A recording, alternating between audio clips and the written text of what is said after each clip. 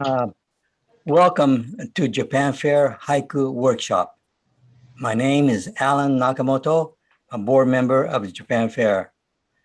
Japan Fair is delighted to offer this haiku workshop for all potential haiku enthusiasts. We will be recording the session and you can view it again at Japan Fair website. First, our presenter is Michael Dylan Welch. He is a poet and an editor. Japan Fair is honored to host haiku workshop by talented and internationally esteemed Michael Welch. Michael Dylan Welch is a founder of National Haiku Writing Month and the CBEC Haiku Getaway, co-founder of the Haiku North American Conference and the American Haiku Archives, webmaster for Haiku Northwest, and president of the Redmond Association of Spoken Word. He was a keynote speaker for the 2013 Haiku International Association Conference in Tokyo. Has been teaching haiku for 30 years. His haiku have won numerous prizes and have been translated into at least 20 languages. Michael's website, devoted mostly to haiku, is www.graceguts.com. Thank you, Michael, for conducting haiku workshop with us. Please do your thing. Okay. Thank you very much, Alan, and thank you to the Japan Fair for making this possible. Does anyone want to talk about some of the other events before I start my workshop? Yeah, we have the haiku contest that's due on June 12th. And we also have a cosplay show, and we encourage participants to send in their photos by June 12th as well. And we also have kimono photo gallery where you wear your kimono and send a picture to us, and we'll be happy to present it at the Japan Fair.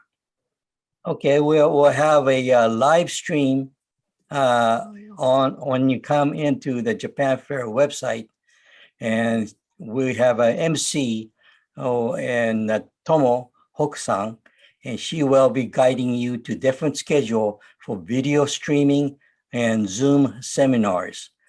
Or you could stay at the main stage and interact and speak with Tomo-san. That's it for now. Go ahead, Michael. Thank you very much. So welcome, everybody. Our focus today is what I'm calling Haiku Targets. And I'm hoping we will all be able to learn a little bit more about useful techniques for writing haiku that are perhaps more than what you've learned in school. But before we get started, I'm going to stop my share for a second and ask you, if you like, to turn on your video. Feel free to turn on your video. And I'm hoping, unless you prefer not, that's fine. And I'm also hoping to ask people from the audience to take turns reading some of the haiku that I'll be showing on screen. And it would be nice to have that participation. And also, I'll be asking questions about some of the poems, especially at the start. So I'd love to have your response to those questions. And we'll make a list of haiku targets as we go.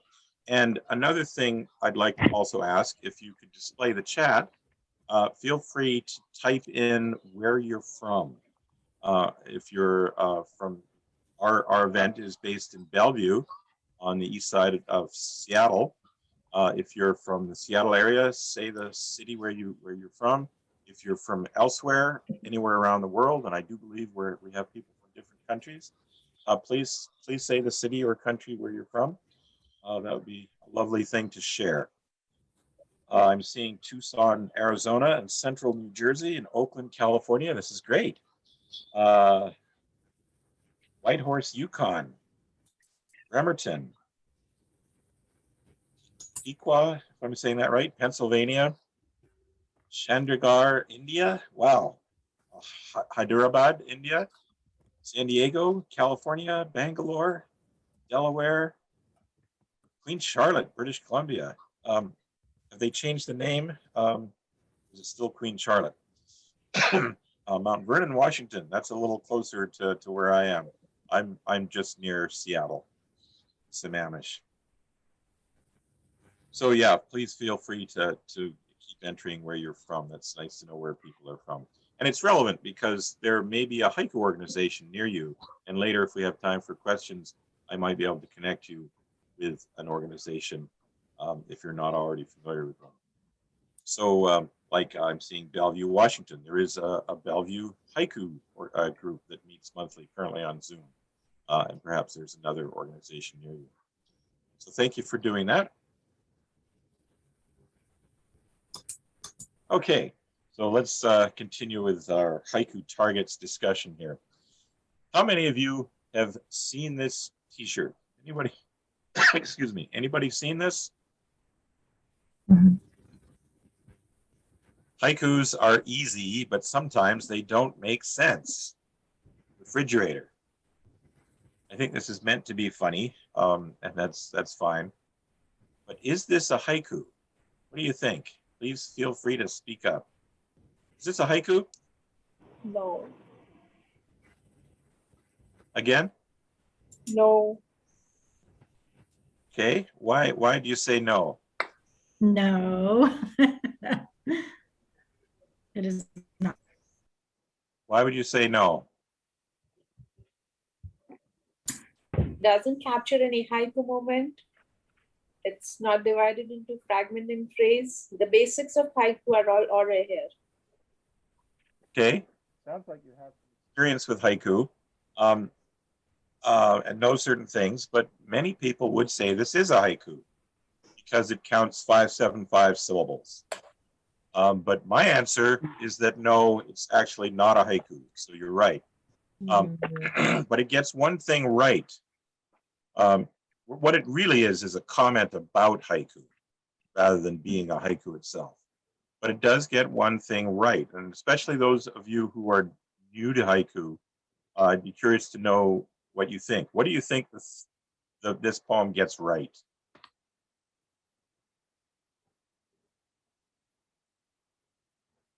Fragment and the phrase? Somewhat. This concept of fragment and phrase is sort of jargon that people who have studied haiku a lot know of, but beginners may not know that terminology. So that's not really what I'm looking for, but it's in the ballpark. So I'll tell you. I'll jump to the conclusion here. It's the word refrigerator. And I want to call it the refrigerator effect in our discussion today. What we have in the first two lines is one part, and this is getting to that idea of fragment and phrase, although I tend not to use that terminology myself. Haikus are easy, but sometimes they don't make sense. That's one grammatical unit. And then refrigerator is grammatically separate from that. It jumps away, and it's sort of it's a juxtaposition of some sort. And it also is unexpected in this case. And for this particular poem, it's meant to be funny. It's an example of things that don't make sense. But the whole point of the structure of haiku is that there's a leap, like in this poem, that may not make initial sense. And your job as a reader is to figure out, okay, why did the poet put those two things together? What is the connection of one thing to the other? And I'm loosely going to call that the refrigerator effect as a key technique that's used in haiku. And it's not, this poem counts as 575 syllables. That isn't what makes it a haiku. And in fact, there's a term in Japan for things that are in a 575 pattern that are not intended as haiku at all. They're like reminders on street signs, perhaps, or in other settings. It's just a pattern of natural pattern of sounds in the Japanese language, sort of tending to be haiku, but nobody knows. Everybody knows that it's not really a haiku. So the 575 syllables isn't what makes something a haiku, but there is the refrigerator effect going on here, and we'll talk more about that. So here's what I want to try and cover today, and we may not get to all this, but I want to answer what's a haiku anyway, and come up with a list together, and I'll need your help to come up with some key haiku targets. I like to think in terms of targets rather than rules, because haiku is very broad, and one particular excuse me, one particular haiku may not hit a particular target, but it might hit others and still succeed as a haiku. And you might have a preference for always hitting one target, but not others. And somebody else may hit that other target, but not the one you like. But they can still both be haiku. So that will help us broaden our sense of what a haiku is. And I should also add that I'm obviously referring to haiku in English. Some of what I'm saying, of course, applies differently if you're writing in Japanese. As time allows, I hope we can talk about where haiku came from, including some sample haiku by the Japanese masters, and have a writing exercise, and as time allows, to share some of your haiku if you like. No pressure, it's up to you. And we probably won't have time for the other haiku related arts, but there's things like senryu and tanka and haiga, haibun, and other things as well, in case you get really smitten with haiku and want to explore related arts. And of course, one of the goals today too is to write a better haiku, perhaps, so that what you enter into the contest, Japan Fair, has a better chance of succeeding.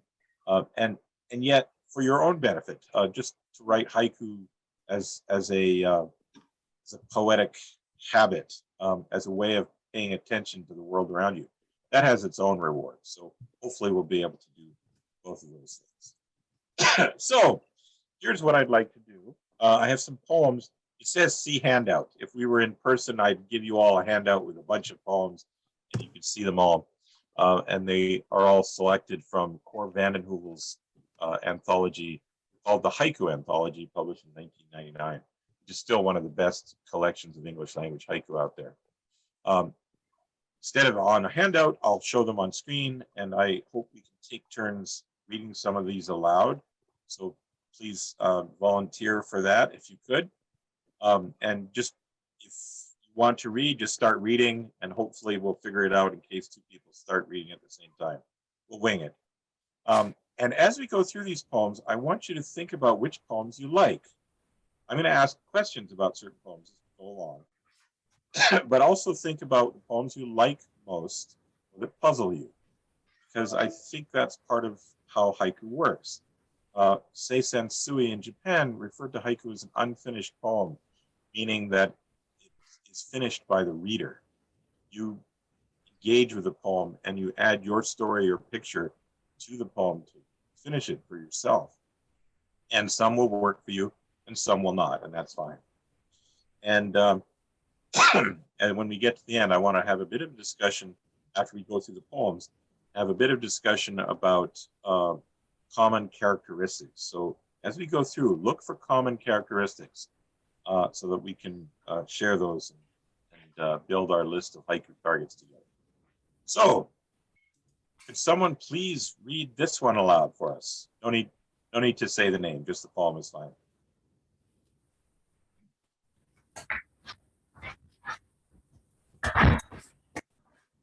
Someone?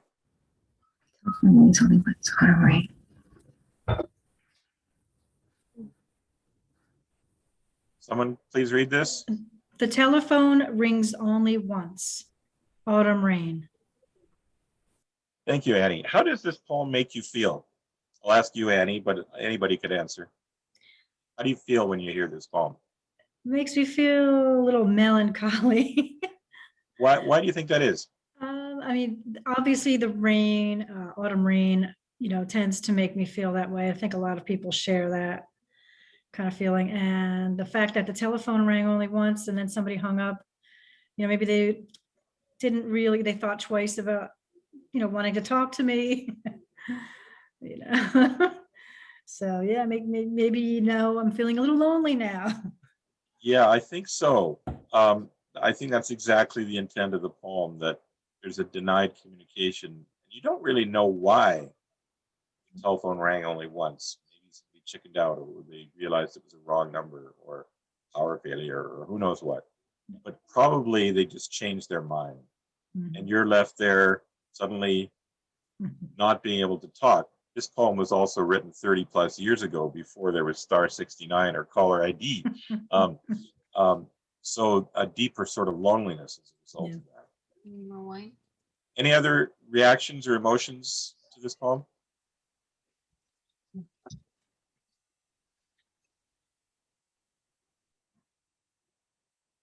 I think it's a common thing to feel a bit of melancholy. I think the sound of the phone also makes the poet aware of the sound of the rain. But what does autumn rain have to do with the telephone ringing only once? Any thoughts on that? I think autumn rain signifies the autumn in life also. So the sadness of a parent over the kids not remembering them or calling them quite often as they would like. So, okay, this is a perfect example of how, as an unfinished poem, that is how you want to finish it. That's great. That you add that part of the story to the poem. In the chat, there's a mention, maybe there's death news, somebody has died, is perhaps part of this. Although we don't know that, because the telephone rang only once, so there's no actual communication. But it might be part of the hesitation of the person who hung up and didn't complete the call. But what does autumn rain have to do with the telephone ringing only once? More thoughts on that from anyone? Because rain is not usual in autumn. Well, that might depend on where you live. It might be the most common in autumn in certain places. So I'm not sure I'd go with that thought. But it would definitely depend on where you live. But what does it have to do? What does the rain have to do with the telephone ringing only once? Any more ideas?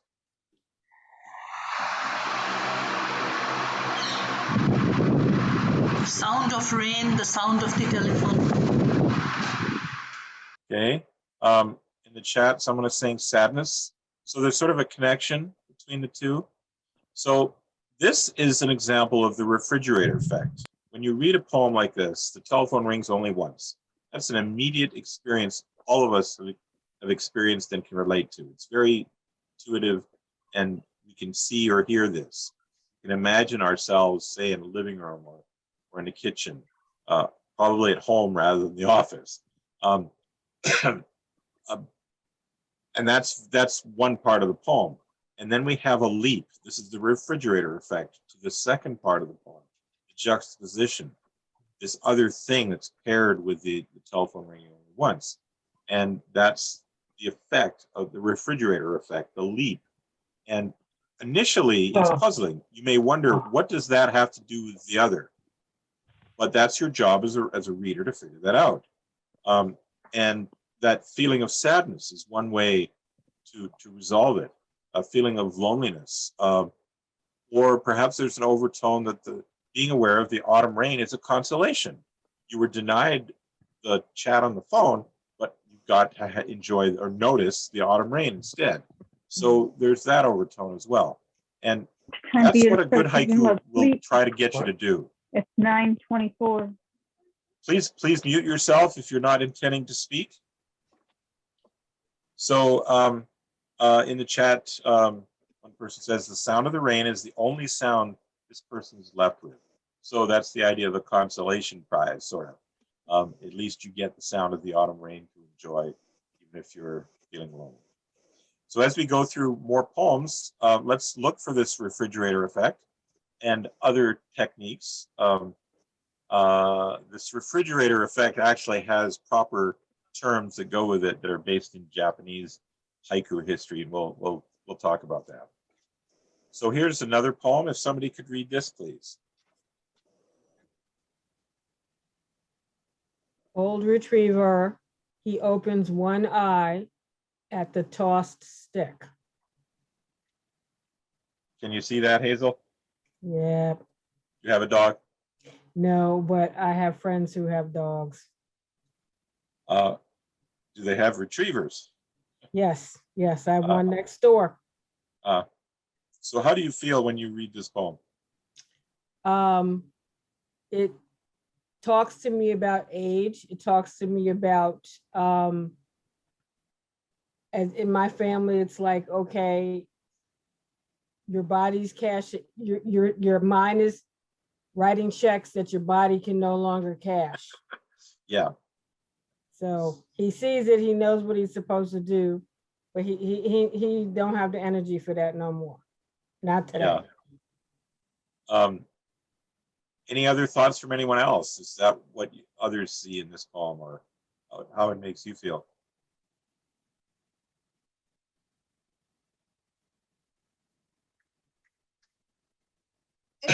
One thing I like about this poem is that we're told it's a retriever, so we know it normally would go chase after the stick. It's not doing that, but it is still noticing. It does open its eye at the tossed stick, so it's still got that retriever gene working, even if it doesn't go chasing after the stick. It's done this enough. Doesn't need to prove anything anymore. It's obviously getting old, and yet it still has its retrieverness. So there's a touch of humor to this, but it's still a very clear image that we can see.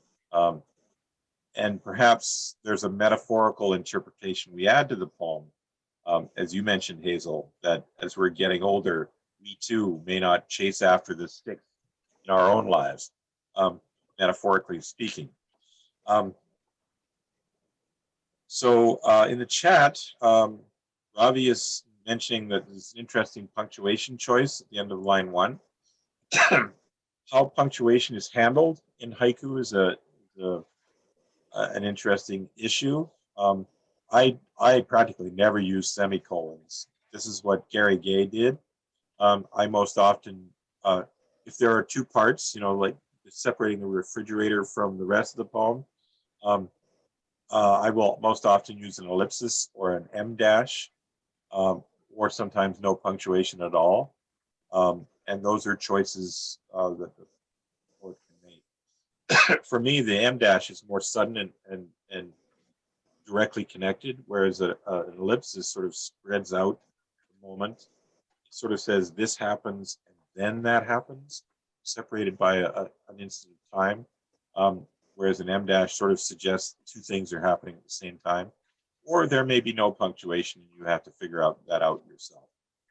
But it's a choice. I don't know if I'm answering your question enough, Ravi, but yeah, punctuation is something that is part of a personal style too.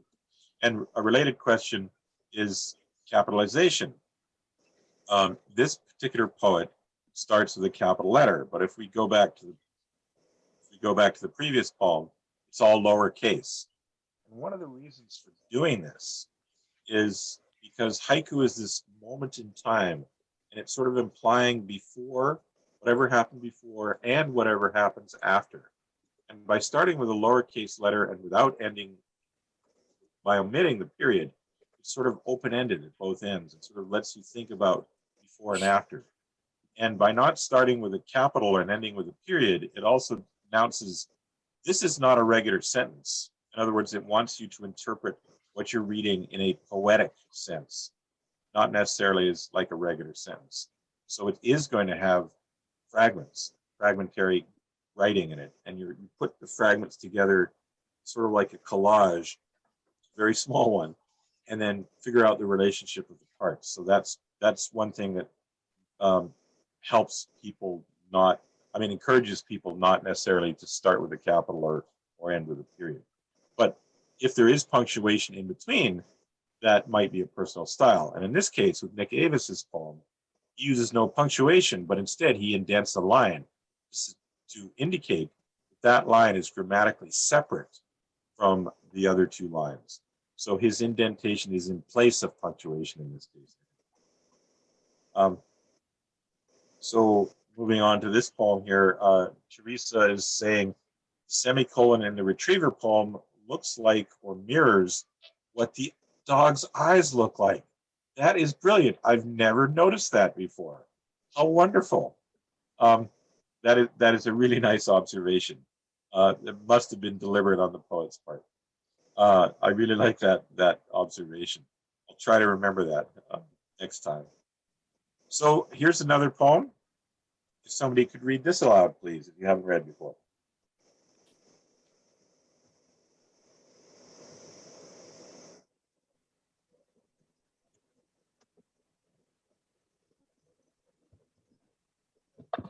Hear me? Go ahead. Okay. A bitter morning, sparrows sitting together without any necks. Thank you, Kika. As that was you who read. It was a little quiet, in case some of you didn't hear it. A bitter morning, sparrows sitting together without any necks.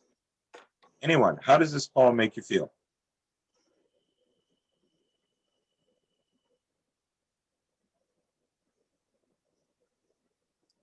Cold.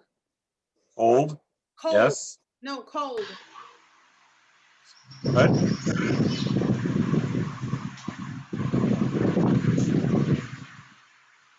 What was that? Did you say cold or something else? Cold. Well, it's freezing outside. Yeah, it's freezing outside. So I think we can empathize with the poor little sparrows who are not just huddled like without necks, but they're sitting together for group warmth. That's how cold it is for them. So this is very easy to see, this poem. We get a real sense of the time of year. So it's got a seasonal awareness. So we had autumn rain before. Previous poem had no season. This poem sort of implies a season. So I like that aspect of the poem. If you are not intending to talk, please mute yourself.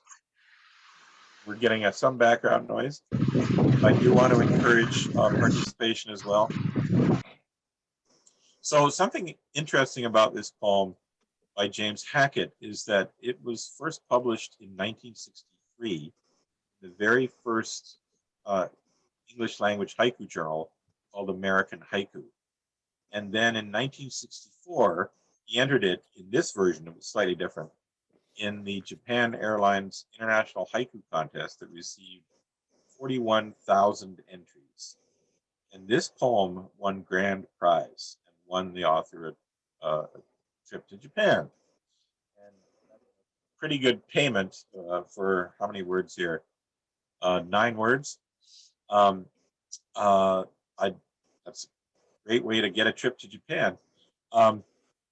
The interesting, this has become, as a result, probably the most famous English language haiku in Japan. So if people know haiku in English at all in Japan, they are likely to know this particular poem. Partly because it was published so many years ago, almost 60 years ago now, but also because it was such a prominent winner in that contest. It's also interesting to know that in the original publication, the poem was shorter. It was bitter morning, sparrows sitting without necks. And I really like the addition of the word together because of that they're warming up together. And for rhythm, maybe a, the first line, and any in the third line makes it flow more smoothly, but they're not as essential as I think the word together is. But it is interesting to note that it was published in different things. And a little side note is that the author, who I knew, by the way, he lived not far from me when I lived in California. Later, he moved to the town of Haiku on Maui. And it is a Hawaiian word that means something different, haiku poetry. But I love the fact that there's a town on Maui, and maybe some of you have been there. It would be fun to see the haiku police, the haiku library, or whatever else they have in town. I don't know. Haiku grocery store. All right, another poem here. Somebody read this, please.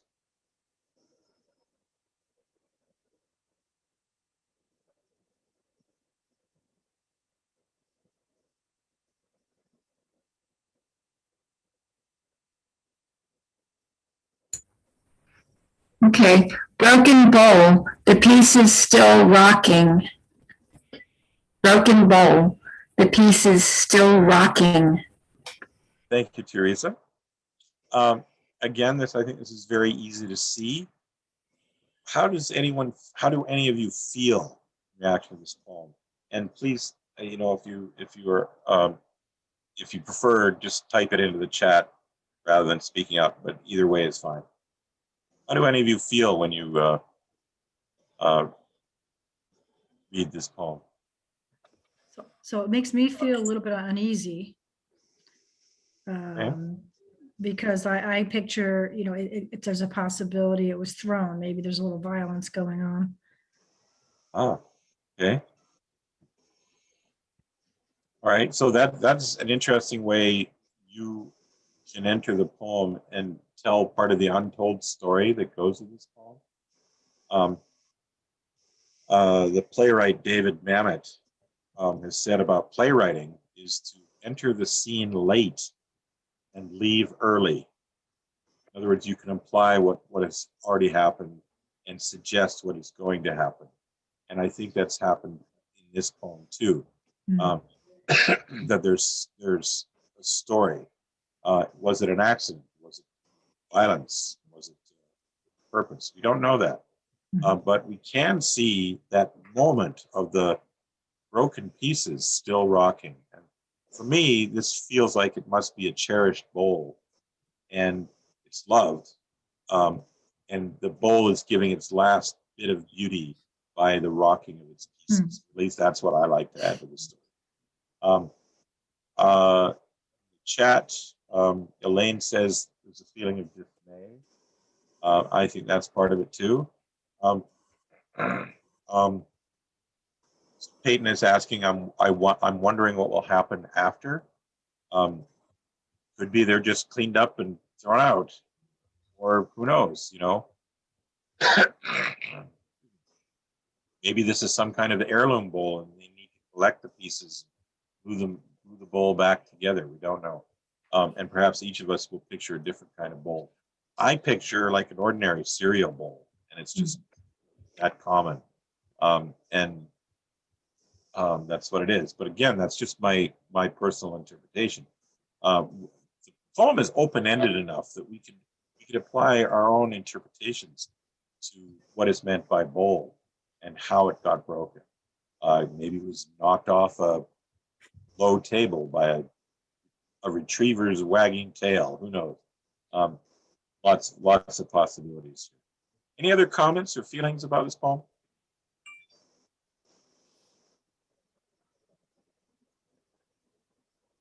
It feels like a moment of waiting, because if you touch the bowl while it's still rocking, you might hurt yourself.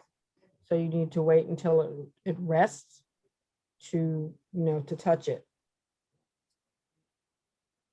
It's an extension of that. I think it's also a moment of appreciation.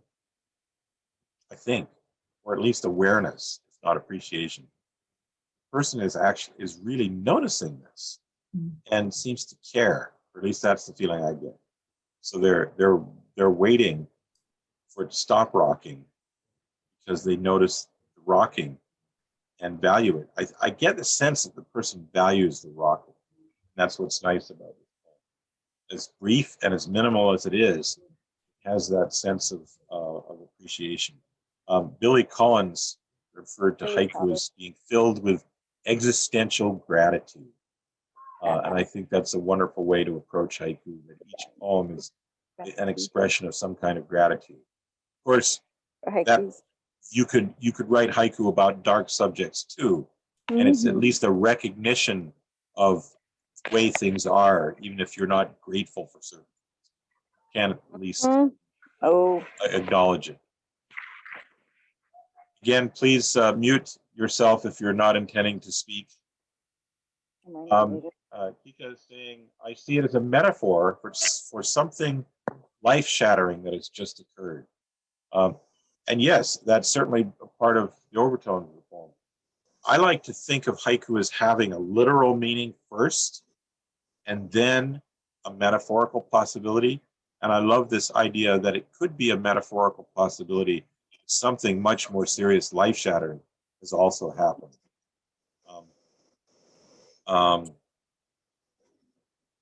Richard is saying there's a sense of presence and focused awareness. Absolutely. That's what I love about this poem. And Ingrid is saying it's still rocking. It just happened. And in that space, maybe there's shock. So yes, I like that idea. That's an empathetic way to think about the person who's experiencing this, is that they're in some sort of shock or they've been startled by whatever is happening. So yes, good thoughts. So here's another poem, if somebody could read it.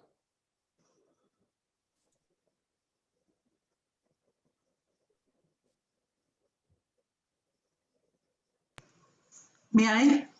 Please. Distant thunder.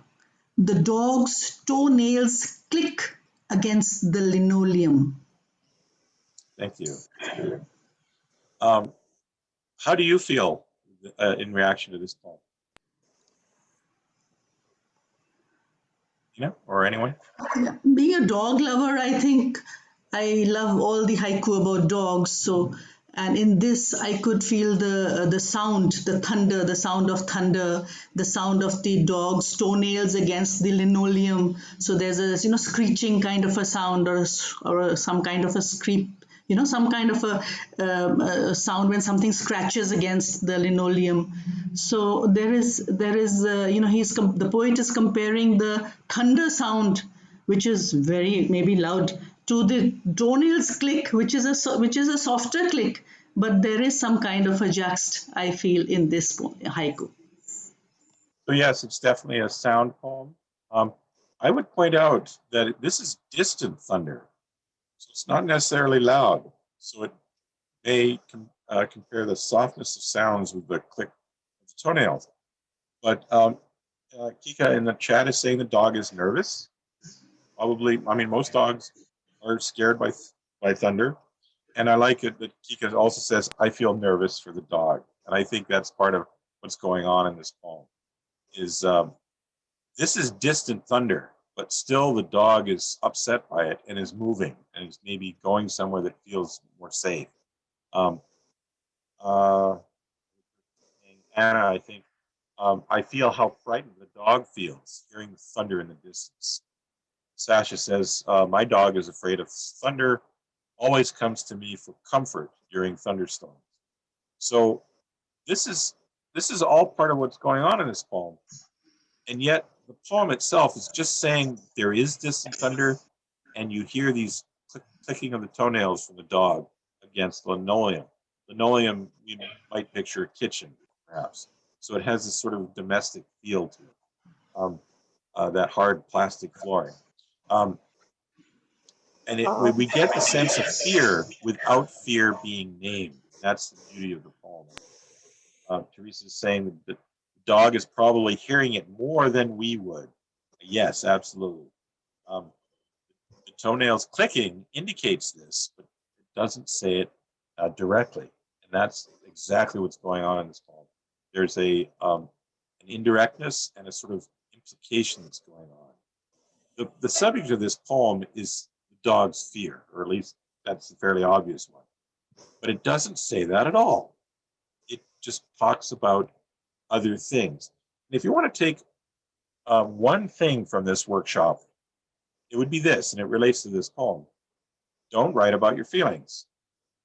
Instead, write about what caused your feelings. Or a variation of that is don't write about your ideas. Write about what caused the ideas, caused you to think of them. And in this case, the poet is attuned to these things that are happening and realize that they represent an emotion for the dog, obviously, but also the poet's emotion in feeling empathy for the dog and wanting to comfort it. So he's written about what caused his feeling rather than the feeling itself. And by doing that, the feeling is implied. And this is how you are engaged as a reader, this unfinished poem idea. You are engaged with the poem because you get to have your feeling for yourself without being told what to feel. I mean, this poem could say, distant thunder, the dog is afraid and runs across the linoleum. Well, as soon as it says the dog is afraid, the poem has done all the work for you. There's nothing for you to do. Whereas by just focusing on the image, haiku is always focused on a good image. It lets you feel what the emotion is for yourself. And that's a much more engaging technique for haiku. And it's actually much harder to do even after doing it for decades. It's still the hardest thing to do, to come out with that implication and know how to take out the most important thing in the poem so it can be implied. Okay, let's move on to another poem here. Somebody could read this, please. We have a few more poems to go through.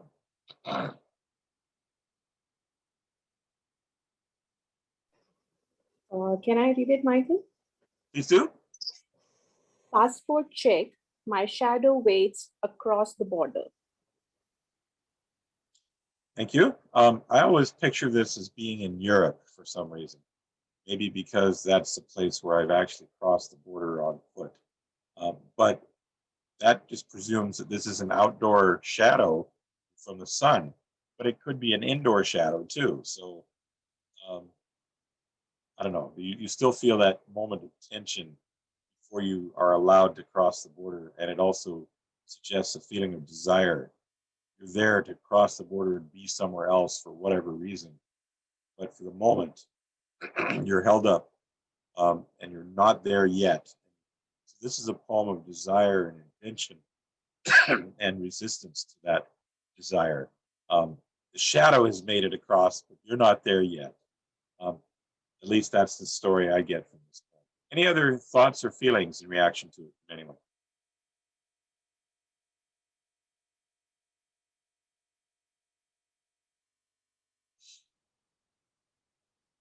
Naga is saying maybe the subject is alone and the shadow is the only thing that's accompanying them. Yeah, I could see that. Ravi is saying tension and uncertainty. There's definitely that uncertainty. I think we've all been through that experience if we've ever crossed the border, whether by on an airport or by car or however. The idea of having the shadow as an accompaniment, as company, makes it feel even more lonely. Maybe they're with somebody and it's not just the shadow, but we don't know, and that's part of how we can enter it. Aya is saying taken away from home. Kika is saying I don't like waiting to cross the border, so I would envy the shadow for getting there before me. Yep. Might be Sasha saying it might be about returning home after a long time. So we don't know which direction this is going. Are you going somewhere foreign as vacation, or are you returning home? Or we don't know any of the story as to why this travel is happening. That's part of what we can add to the film. There's a barrier to entry. I imagine Brenda Elaine is saying, I imagine an immigrant to America. Yes, there's many wonderful stories we can add to this. That's part of the delicious open-endedness of the poem. Is there somebody else who had something to say? Yes. To me, it seems like excitement because I remember the first time I took my trip out of the country and I couldn't, I was going to Japan. I couldn't wait to get there. So I was very excited when I was at Customs because I knew it was right over there. So I can begin my adventure. So this, Really it doesn't close, but not necessarily have quite. to be a bad thing. Yeah. So Richard is asking, would the poem be diminished if there was no capitalized P and no colon? I don't think it would be, but those choices I think are just the poet's style. Maybe they more commonly choose to start with a capital even if they don't have a period at the end, and they happen to choose a colon. So it's a variable thing, I think. So Brenda is asking, what is the colon intend? Well, I only rarely use colons, partly because it's sort of a forced equal sign. This is equal to that. You know, here's one thing and there's another thing that might be equal to it. I don't think that's how it works in this poem, but it's kind of ambiguous. What does it mean? Why a colon? Why not a dash or an ellipsis or something else? In fact, if an ellipsis was used, it would suggest a passing of time, which might increase the tension. So if this were mine, I might have used an ellipsis instead. But having no punctuation could work too, because we still feel the grammatical shift between the passport check as one item, and then my shadow waits across the border as a second item. So in this case, the refrigerator effect is reversed. The refrigerator word or term comes first. But either way is fine. And I don't think it makes a huge difference whether the P is capitalized or not. Again, just the poet's personal style. So Sasha is asking, could the shadow be understood metaphorically? Absolutely, I think it could be. Whatever you want to apply to that, I think that's part of it. So Vandana is saying boundaries and borders are for humans and not for nature or natural phenomena, which is an interesting observation. This is a world we built for ourselves. It's that we have these pesky things called border controls. So Richard is asking another question. How do we qualify this as a haiku versus senryu? And senryu, spelled S-E-N-R-Y-U, is a variation of haiku that tends to be more human focused. That is a challenging question that we may not have time to get into, although I do have a couple of examples of senryu later. Some people differentiate them by haiku being nature oriented and senryu being human oriented. However, there are so many exceptions to that. I think that's an unhelpful distinction, because there are plenty of well-established haiku by the Japanese haiku masters that are all about humans. I think of Busan's famous poem about at the chill of autumn and stepping on his dead wife's comb. Very human focused. In fact, that's the whole point of the poem. Another distinction is whether the poem has the two parts. Senryu tend to not require that. Is there a seasonal aspect to the poem? Again, senryu doesn't have that, and yet there are senryu that do have that, but maybe it's incidental. And yet in haiku, it's not always required either. So it's kind of murky as to what the difference is between haiku and senryu. Personally, I consider this poem to be a haiku, and the chief difference that I would ascribe to it is tone. To me, this is a poem that celebrates its subject in some way, even if it's a dark subject. It sort of is recognizing it for what it is. Whereas a senryu tends to have a victim, is making fun of something, and this poem is not making fun of anything. Well, maybe a slight bit of awareness of desire represented by the shadow. And in that sense, it's a metaphor for one's desire. And maybe there's a touch of humor to that. But this is ultimately not that funny a poem. So I think the tone is just not quite right for a senryu. But this is a thorny discussion that for decades now, people in the haiku community have been debating vociferously, so it's not easily settled. And in a way, it doesn't matter. The more important thing is, does the poem connect to you? You get a feeling from it. That's completely separate. That's far more important. Completely separate from how you classify it, at least in my opinion. So let's move on to another poem. Somebody could read this, please.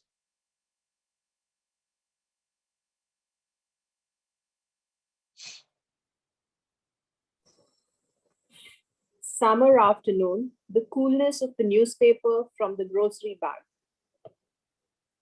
Thank you. How does this make any of you feel? Feeling does this give you?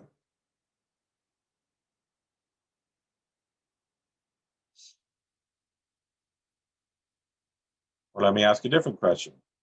What's the temperature? Okay, Richard has just posted, it's a hot day. Why do you say that, Richard?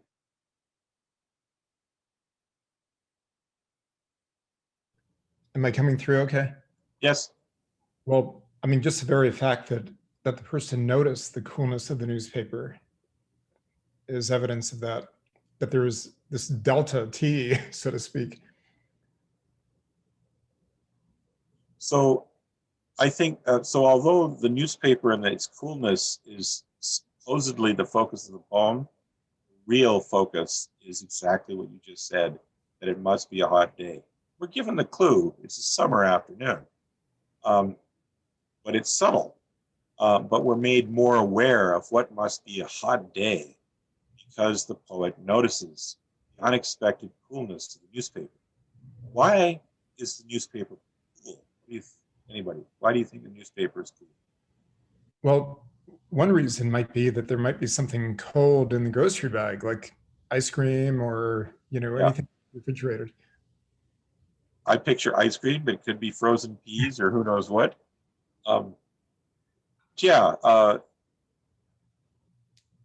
Whatever it might be, we can add that detail to finish the poem. I also know the poet. He's also the editor of the Haiku Anthology. He lived, he's recently moved away, but for many, many years he lived in Manhattan. So I pictured him, walking Manhattan streets to go to a grocery store, and that's where he would get his paper rather than, having it delivered. So I pictured New York City in this poem. And you may not, and that's fine. So some other comments. There's a relief to the heat, which is nice. Frozen things, whatever they are keeping the newspaper cool. Anna is saying the refreshing feeling inside the bag compared to the temperature outside. Ravi is saying that line 2 has 8 syllables, and the twice make that line heavy. And I think that's an interesting thought. It's a long line, and this is a fairly long haiku in general, and that although the middle line is talking about coolness, there's a heaviness to the line because of how many sounds there are in the line. And yet the whole poem reads rather quickly. Summer afternoon, those are quick syllables. Newspaper is quick. Grocery is quick. From the are quick as well. So it has some energy going to it as well. But yeah, it's a relatively long poem. Any other comments or thoughts on this?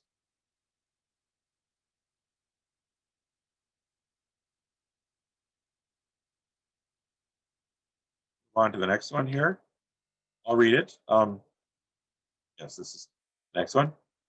One of my own. Spring breeze, pull of her hand as we near the pet store. How does this one make you feel?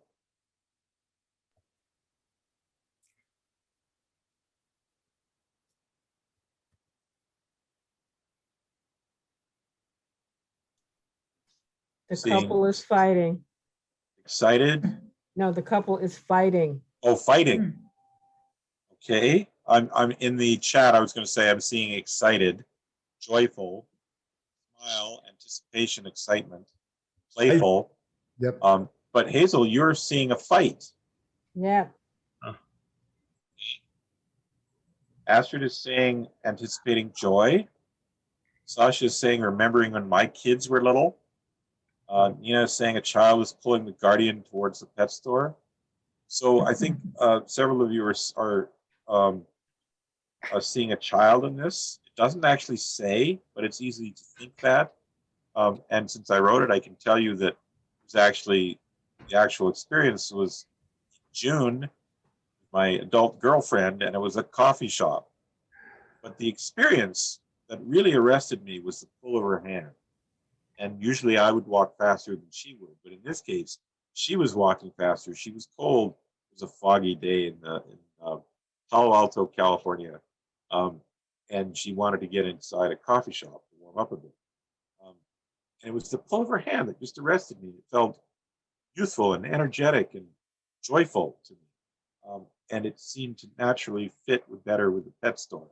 And that felt like it went best with something light and spring-like, like the spring breeze. The possibility of something new, Elaine is writing. But again, haiku is open-ended, and you can interpret it in many different ways. Some people, when I've asked in different classes, some people see adults in this poem, some people see kids. Most often kids, but it's fine if you don't. The pull of her hand could suggest, as you said, Hazel, that there's some tension between these people. Not necessarily joy from a child trying to, eager to go to the pet store, get, say, a new kitten or puppy. So that's something that haiku will do a lot. Is it has this sort of openness to it. It's just a pinpoint of an experience, and you get to sort of take it in different directions. Hopefully, the author will give you enough signposts to carry some sort of intent. We certainly tend to feel certain ways about most haiku, but not necessarily, and that's okay. We each bring our own stories to the poem. Here's another one of mine. Home for Christmas. My childhood desk drawer, empty. How does this one make you feel? Anyone?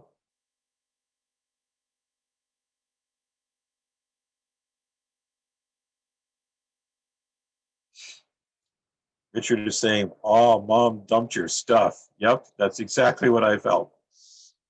Coming home after a long time, I was saying. Nostalgic, Sujith.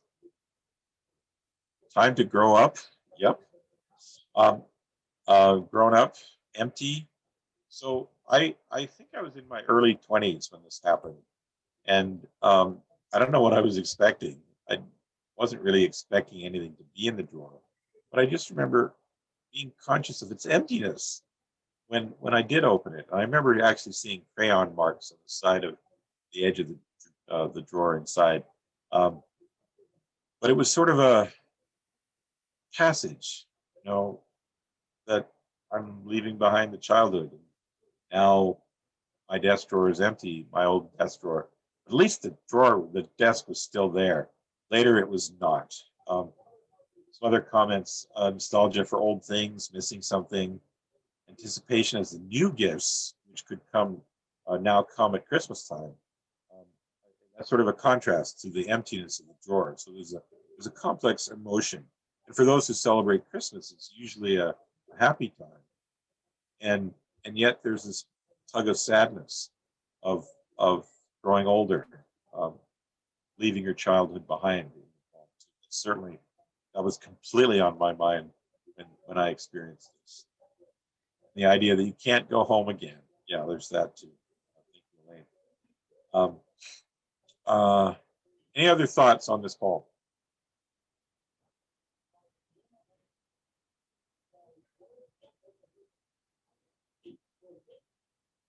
I think I have one more here. Vandana saying, contrast between the feeling of happiness on coming home and sadness on finding the drawer empty. So that idea of contrast, I think, is an important one. Often with the two parts of the haiku, you have some harmony sometimes. One relates to the other in some echoing sort of way, but also contrast. So I think the contrast is more evident here between the happiness of Christmas and coming home, sadness of emptiness and nostalgia and growing up. So yes. Nina is asking, could it also be an empty childhood? Personally, I can tell you that was not it, but the poem could suggest that. So I appreciate that you recognize that possibility. Whether whether that was personally true for me or not, it could suggest that the childhood was empty as well. So this might not be such a happy Christmas after all. So an interesting thought. I have one more poem here, I think. Grocery shopping. Pushing my cart faster through feminine protection. So this I include as an example of what I would definitely call a senryu, the more humorous type of haiku. And I'll type that word if you didn't see it before in the chat, senryu. And in the way you say the Japanese, the R is it's more like a D sound, but very quiet. Senryu. A little hard to say in English, but senryu is how I tend to say it. But it's a poem that it's making fun of something often. In this case, I'm making a bit of fun of myself. This is a guy poem. And it has two parts, which is like a haiku, but it doesn't have the season word, so that's different from haiku. But it's the tone that I think makes the biggest difference. That it has a victim, which is me. It's making fun of me in a little way. Haiku has sometimes been described as a finger pointing to the moon, and that senryu is a finger poking in the ribs, and that's the tonal difference between the two. But if you like having more fun with your haiku, perhaps that's the better choice for you. And being aware that they are sometimes called senryu is a helpful thing. Teresa is saying it's self-deprecating humor. Yes, exactly. I'm poking a little fun at myself. Any other thoughts on this poem?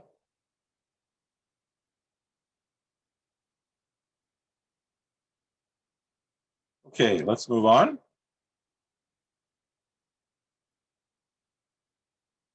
So I want to get to this question of what the haiku. Just very briefly, are there poems that you like the most or that were puzzling to you? Anyone?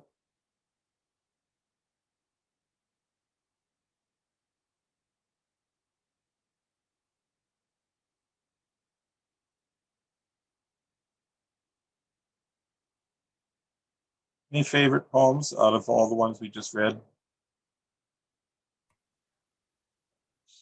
So I think for me, the dog with the retriever with the stick, and I think I think it was Teresa pointed out that the semicolon, looked like an eye, and I think that one, it really, after that, it really jumped out at me, and it just gave me a better appreciation of it.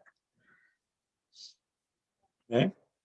And Nina is saying, I like the spring breeze a lot. Thank you for that, since it's mine. Richard likes the broken bowl. Nina or Richard, do you want to say why you like those poems particularly?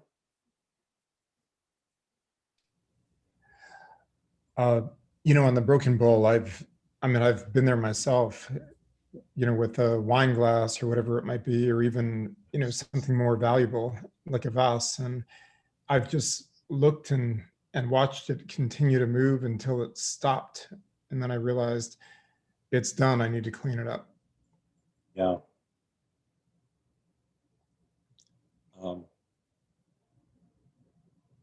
So that moment of making you stop is really valuable. I think all good haiku do that.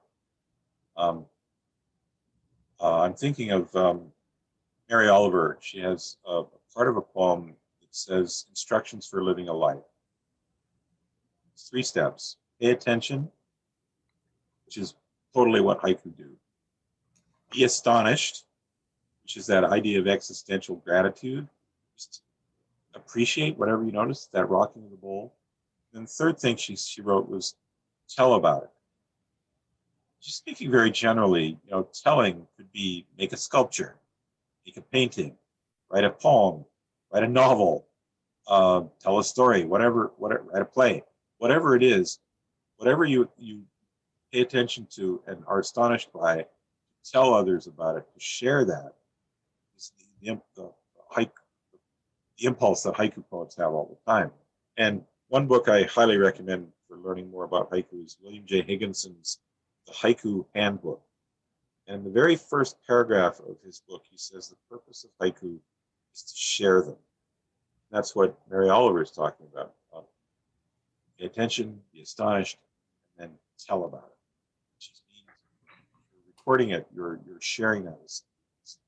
And that's I think it begins with that moment when the bowl's pieces are still rocking.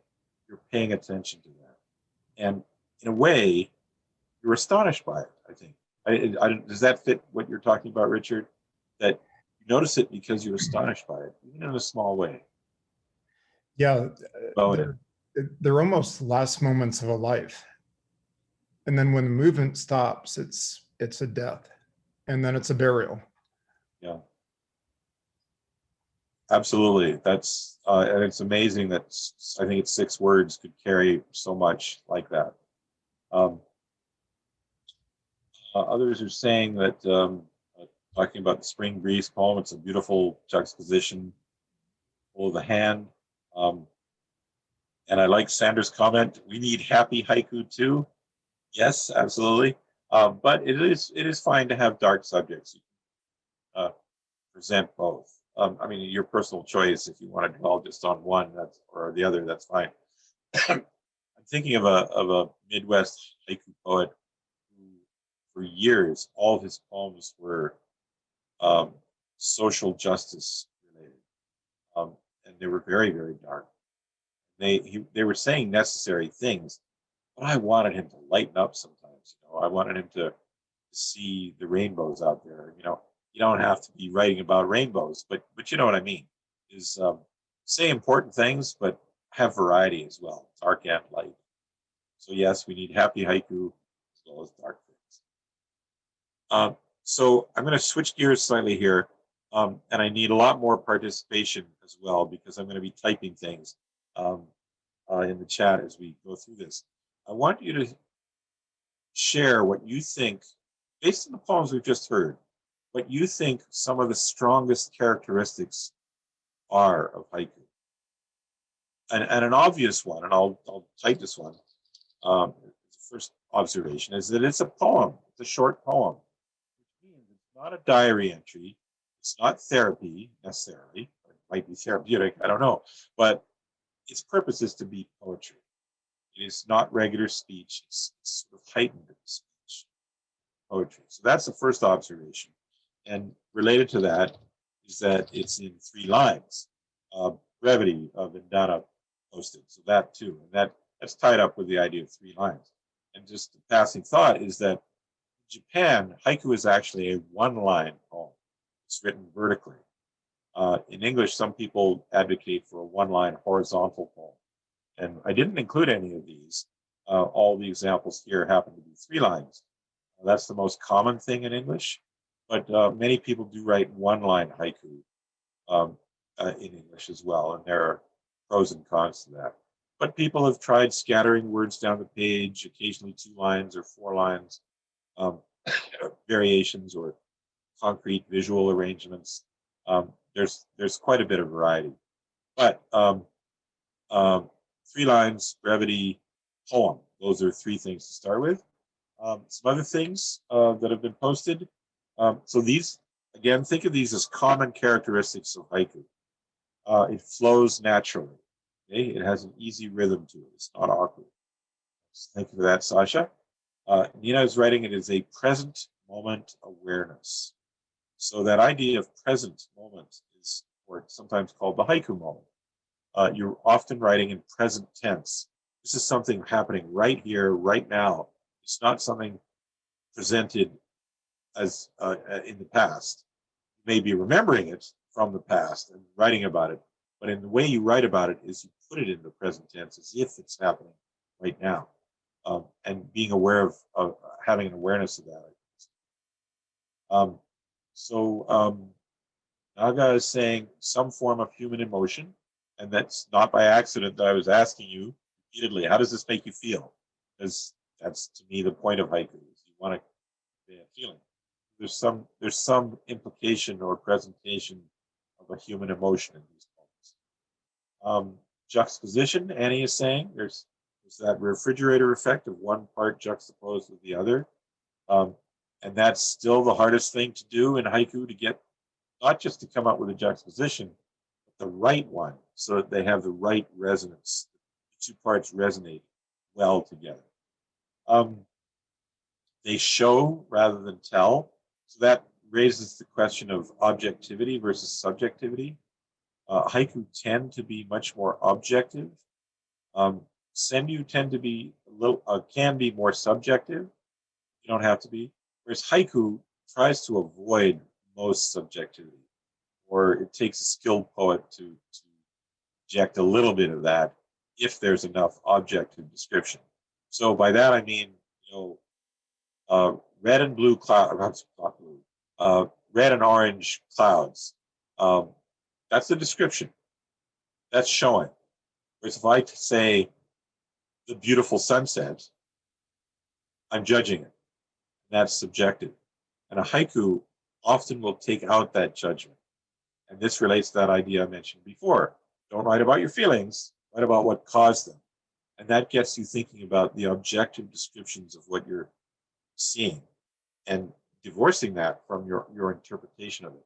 And I found, especially with beginners, they're not used to separating those two things in their writing. And they may think they're writing an experience, but they're not yet aware of how they're judging the experience and inserting words like beautiful or whatever that assess what they're seeing. And sometimes that needs to be taken out. So that idea of show, don't tell is really important. Teresa is saying about common day-to-day events. Absolutely. Jack Kerouac said that haiku should be as simple as porridge. And I take that to mean everyday, ordinary, just it's accessible. It's right here and now. It's not distant or highfalutin or extravagant. It's pretty ordinary most of the time. Doesn't mean you can't use unusual words. I'm thinking of the word frass. I don't know if you know the word frass, but it is the dust that ants leave behind when they chew wood or whatever. And if you use the word frass in a poem, it might be unusual, and some people might have to look it up. But it's a beautiful sounding word, and it might be exactly the word you need. So it's a little unusual, maybe on the edge of being common and everyday, and it's not necessarily as simple as porridge. But you can push the boundaries occasionally. Mostly, haiku will be more common and ordinary and everyday. Some other comments. Astrid is saying concrete image perceived. So that's something I would write down. If we were all together in a room and I had a whiteboard, that's something I'd write down, that haiku is based on the five senses. I would write that down for sure. The concrete image. And again, concrete image relates to the idea of objectivity rather than subjectivity. That's important. Sasha is saying there are multiple ways to understand the poem, and that's the idea that haiku is sort of open-ended. It doesn't nail everything down for you. And if it does, then the poem has no reverberation. It doesn't go anywhere. And you read it and then move on. And sometimes senryu is like that, but at least it'll give you that feeling of humor. And you get a bit of satisfaction from seeing the humor, and then you move on. Whereas a good haiku goes deeper than that, will give you emotional reverberations that may take longer to get than a punchline. So yeah, multiple ways to understand is characteristic. And it's hard. It's hard to do that. It can take practice. Might have to write 100 haiku before one of them really does that well. I don't know. I hope that's not discouraging though. Still write those 100 haiku.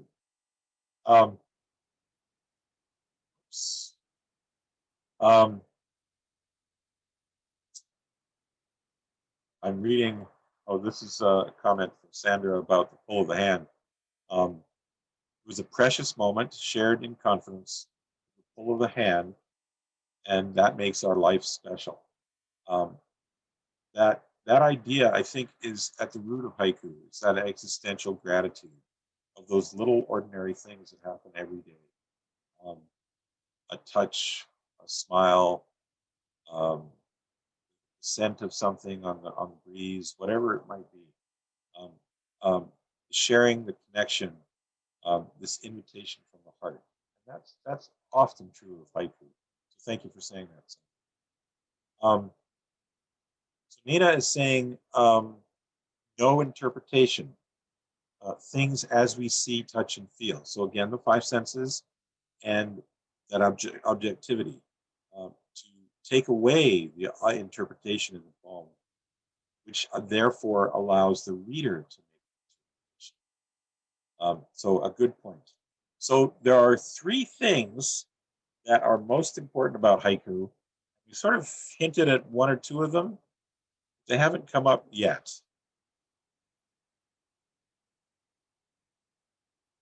Any ideas what they might be?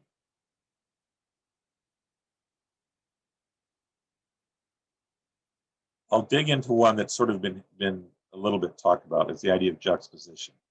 The juxtaposition, the refrigerator effect, the two parts, is equivalent to what the Japanese called kireji. And I'll type that in the chat.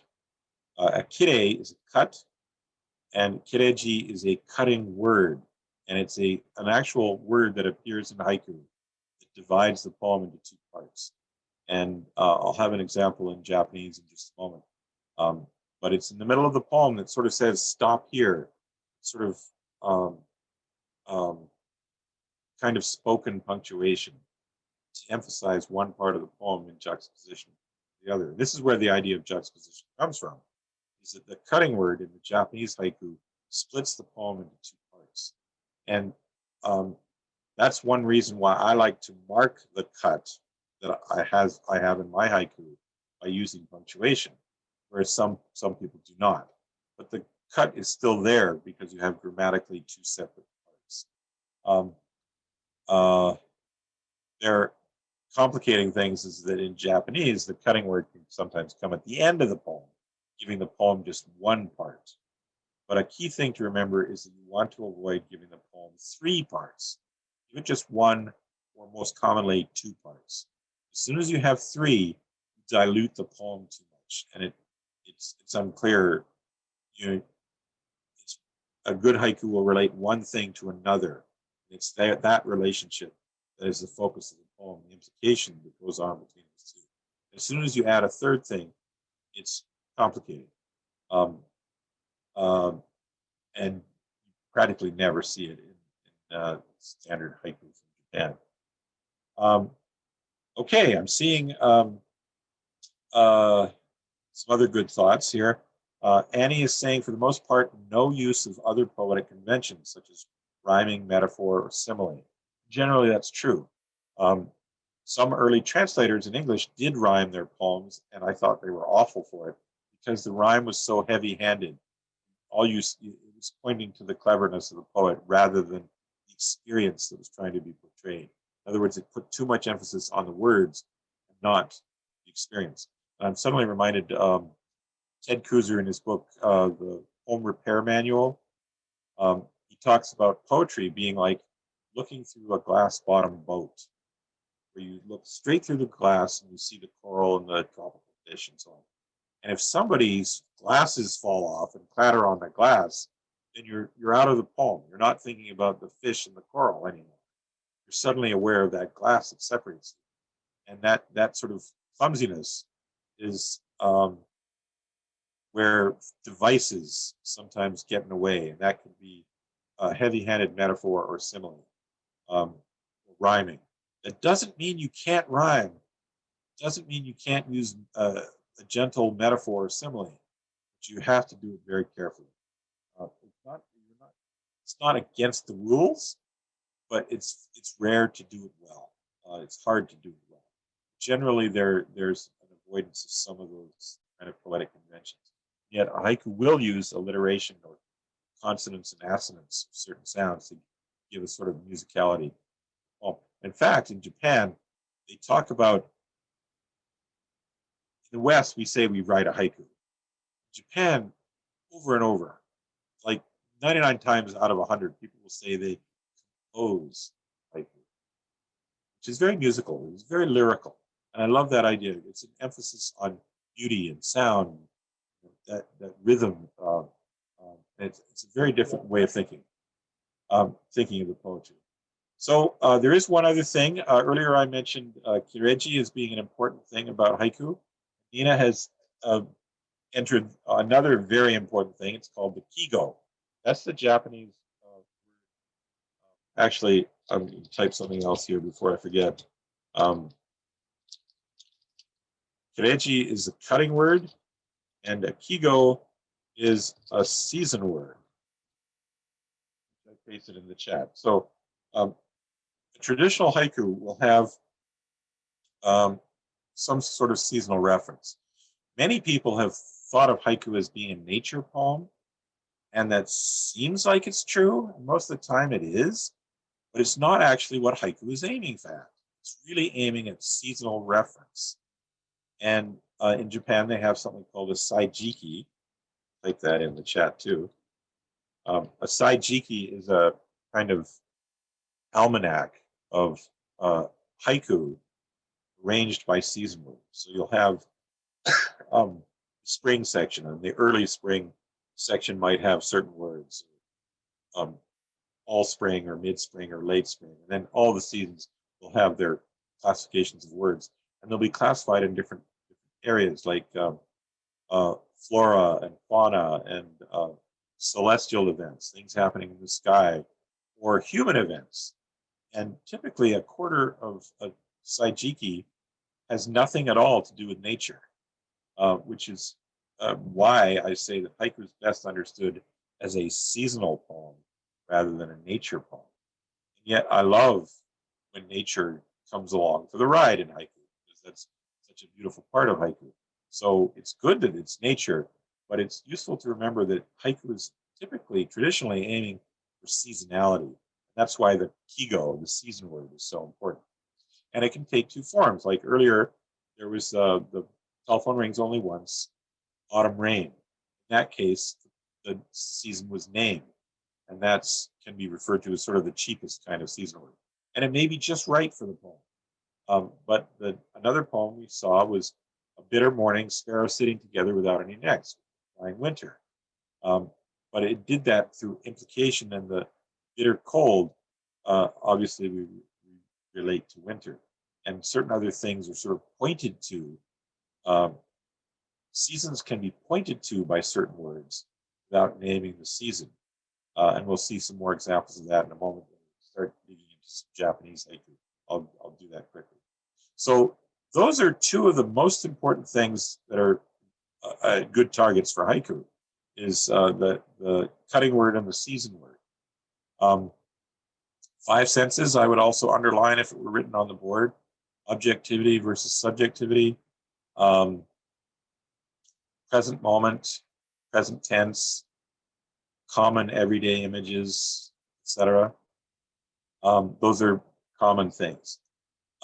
But there's still one thing that I don't think anybody has mentioned, or maybe it went by quickly. Any idea what that is? Or let me put it this way. So Ravi is saying humor. That's more to do with senryu. It's not the main thing that I'm trying to get at here. Let me ask a different question, especially those of you who've never done a haiku workshop before or fairly new to haiku. What's the one thing that you didn't expect in the poems I shared with you? Most of them, anyway. Anything come to mind?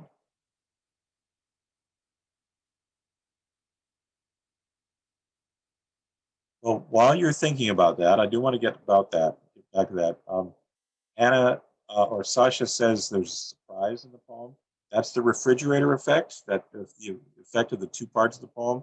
There's a leap from one thing to the other. That often creates surprise. Anna is saying it records an experience. Absolutely, yes, that's true. And then we have what I'm looking for here. Annie and Nina are both, or I'm sorry, Naga and Annie are both saying, referring to form. It's not about the syllables. And here's a story for you. When I first learned of haiku in high school, I was taught 575. Count your syllables. That was it. I was not taught that it was even seasonal, let alone nature. I was not taught the idea of the cutting word or the season word or objectivity. I wasn't taught any of that. All I had to do was count syllables. And I wrote poetry as a teenager, so I gravitated towards writing haiku. And all of my haiku were titled, which haiku don't have usually. And they were all perfect 575 poems. At least I thought they were perfect. That's the only target I was given. And not only did it obscure the other targets that are more important, it is actually, I'm here to tell you, if you want to take this away from today's workshop too, is that in English, haiku do not have to be 575, even though most of us are taught that in school. And to explain why, think of this. The word haiku itself, we count it as 2 syllables, haiku. But in Japan, it's counted as ha-iku, 3 sounds. The word Tokyo, we in the West will commonly say Tokyo. In Japan, it's said as Tokyo. It sounds like 2, but it's actually 4 because it's a long vowel. To-o, kyo-o.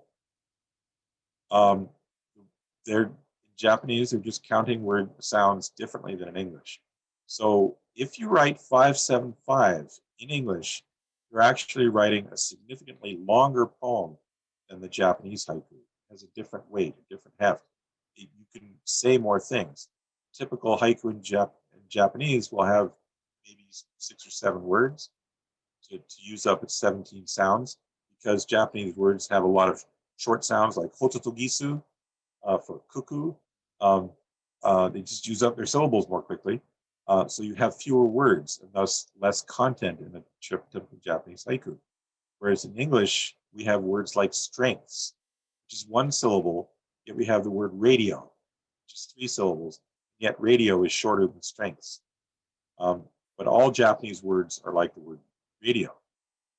So this may be a shock to some of you, especially if you're attached to counting syllables. I would invite you to try other ways. But this is the shock, perhaps, is that if you write 575 syllables in English, it's really a violation of the Japanese form rather than a preservation of it. That might shock some of you and might say, but I like 575. That's fine. If you want to write 575, go for it. But make sure you hit the other targets. That's the key message I would say about form. Is make sure you hit those other targets, because they're so often obscured by the way haiku has been mistaught in schools. And also be aware that if you do write 575, we're still writing a poem that's significantly longer than the weight of the Japanese haiku. And to help further illustrate this difference, quickly, and then we'll move on here. Word Joe, and I don't mean Joe, male name, but a shortening of that, just Joe. That is a typical Japanese syllable or sound. It's called on in Japanese instead of syllable. It's different from syllable. So there's that word Joe, whereas we can say Joe, which is slightly longer sounding, but still 1 syllable. Or we can say joy, 1 syllable.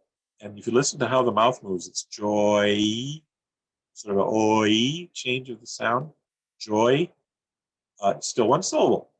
we have now left behind pretty much all Japanese syllables. The entire language. Extremely rare exceptions as far as I know. One exception is that words that end with the letter N, Japanese, the N sound at the end is counted as a separate syllable. So the word sign, for example, the N at the end counts as a separate sound in Japanese. So sign, one syllable in English, is actually saya, counted in Japanese. It's complicated, but those are part of the differences. So as soon as we move from Jo to joy, we've left behind practically the entire language of Japan for being one syllable. Whatever a syllable is in Japanese, we've left it behind. But we can say beyond joy, we can also say joys, plural. Or we can change from the z sound to a sound, say Joyce. Okay, so we have two ways of doing that sound. Still one syllable. Or we can take Joyce to add a T at the end. Joyce. Still one syllable. We're a long, long way from Japanese sounds that are counted. But we can go even further in English and say Joyce. It's a little hard to say. It is still one syllable. And it's because of this variation of how syllables are counted in English that makes 575 not really accurate for haiku in English, at least in terms of syllables. So an invitation to you is don't worry about the syllables. Instead, take an organic approach to form, write in 3 lines and use natural line breaks for whatever you're experiencing. Pay attention to personal experience. Pay attention to seasonal awareness, what's happening, ordinary things, the 5 senses. Try to imply something. And don't worry about the syllables. Just let that take care of itself. And that might be uncomfortable for some folks, especially if you've invested a lot of time before in writing 575. But I'd like to invite you to try all that. And all those other things I mentioned, it's hard to keep all those in mind and it can be overwhelming. In fact, I'll move on to the next slide here, which covers what we sort of summarize what we talked about here. That haiku is a genre of brief poetry of which form is just one part. It's hard to keep all of these things in mind as you write haiku, is what I was about to say. So maybe just worry about 1 or 2 of them.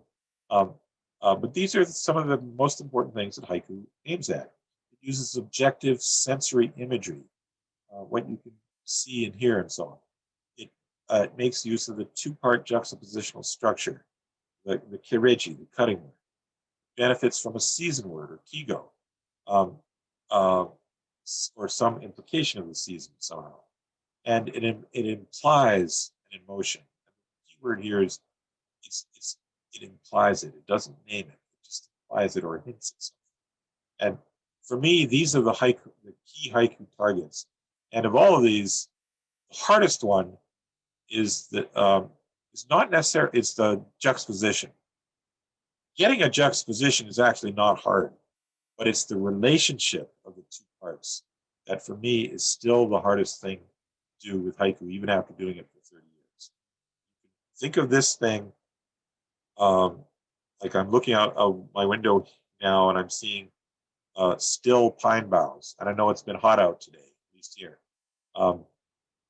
So summer heat. It's not summer quite yet here, but let's pretend it is because it was hot out. Summer heat, the pine boughs utterly motionless. I'm making this up on the spot here. But summer heat, okay, I'm naming the season. I've got my seasonal reference. That's my fragment of the juxtaposition, the refrigerator effect, that structure. Summer heat, the pine boughs utterly motionless. Maybe utterly is a bit too subjective. Maybe I'd change that. Pine boughs motionless. That feels a little short. Like I said, I'm making this up. It's not perfect, but that's where a haiku comes from for me.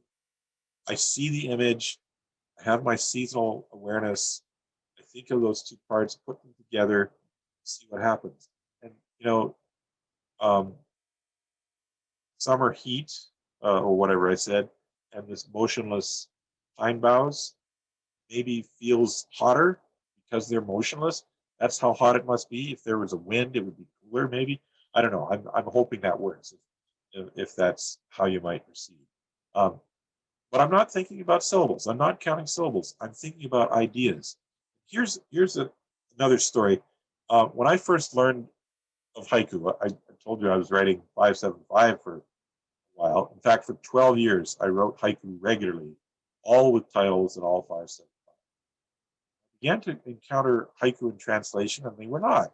And I kind of didn't notice. I wasn't clued into that. And then I got the second edition of Corvan and Hoovel's The Haiku Anthology. That was in 1988. I think it came out in 87. I got it in 88. And something like 90% of the poems in the book were not 575. This surprised me. And although the introduction explained why, it didn't quite sink in. But as I began to understand why they were not 575, a startling thing happened for me, my poetry, is I shifted my focus from form to content. Instead of thinking about syllables and, is it right or whatever, without realizing that it was actually wrong, even if it was 575, instead of worrying about any of that, instead was thinking about content. What is the experience? What is the moment here that I'm trying to convey in my poem? And that extended to improving my awareness of things around me, to pay attention to the world around me so that I can be astonished and tell about it. And that's been a joy of haiku, is that it's so increased my awareness of sounds and smells and tastes, ordinary things, extraordinary things too. And that's been one of the joys of haiku, in addition to the great connections with other people in the haiku community around the world. But that idea of paying closer attention to things has been a joyful surprise about haiku. But it all came from switching my focus from form to focusing on content. And that's if you're used to 575, the invitation to you is try this other way of doing it.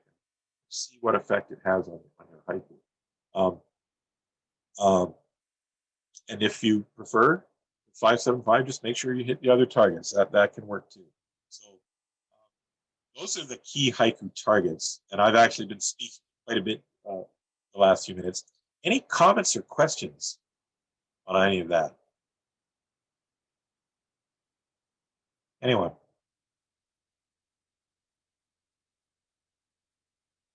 Stun you all into silence. Please share your thoughts. I didn't realize that the haiku was like a learn to swing a drive in golf. You got so many things going on for the hitting the driver. Yeah, it's very complicated, isn't it? And yet you're just swinging at a ball. That's the idea. And I think if you're swinging at the ball and you're enjoying that, that's what matters most. But if you want to improve your game, you stand a little different. Check your, how your grip. I don't know. I haven't been a golfer for years, so I don't know. Probably the metaphor, but yeah, you make adjustments so you can hit the ball more reliably, farther, or more accurately. I'm guessing you're a golfer, Alan. Yes, thank you. but yeah, I mean, there's a lot you can think about it, and it can be paralyzing. But you just want to hit the ball. That's it. And balancing the finesse of how you hit the ball with just at least hitting the ball is part of the attraction here, I hope. Any other comments on all of this? Anyone? Anything surprising you or validating for you?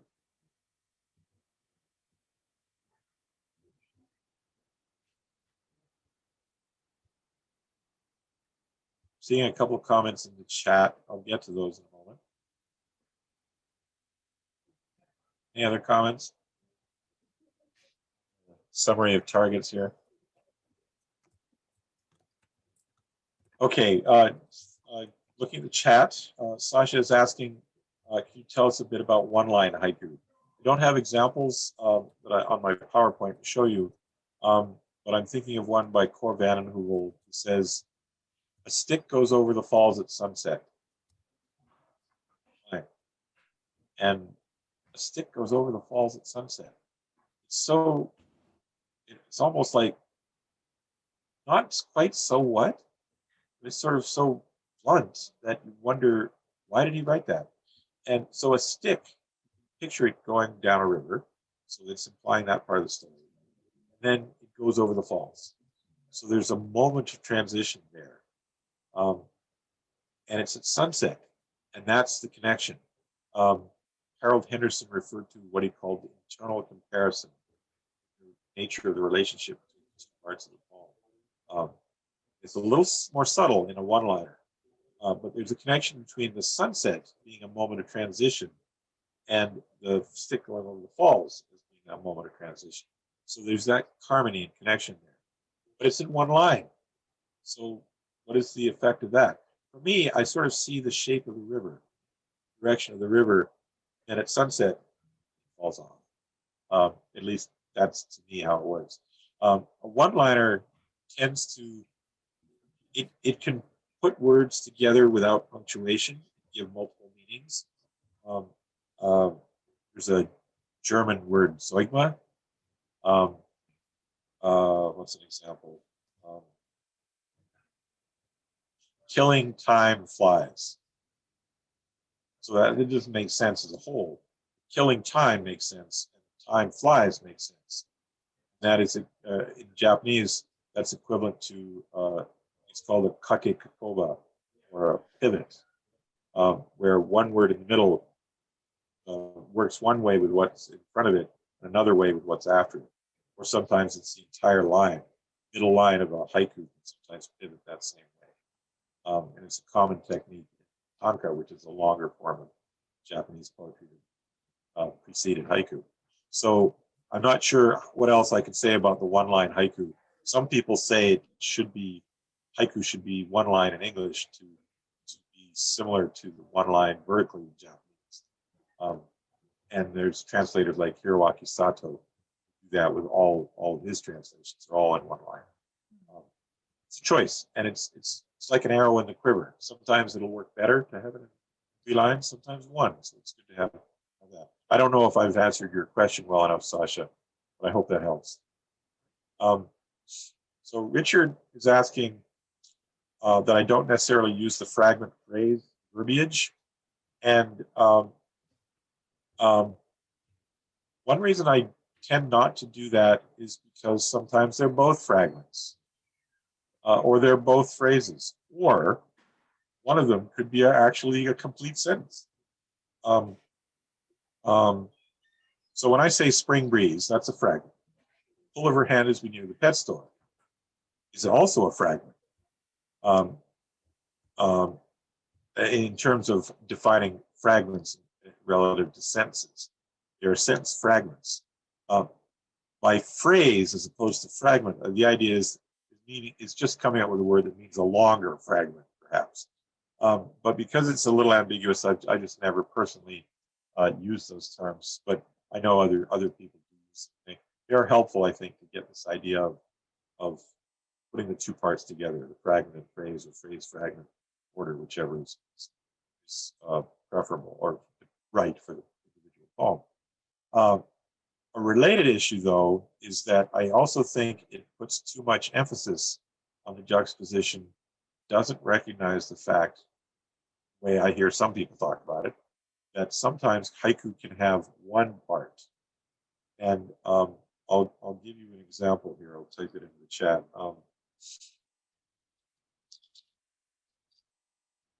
Give me a second to type it here.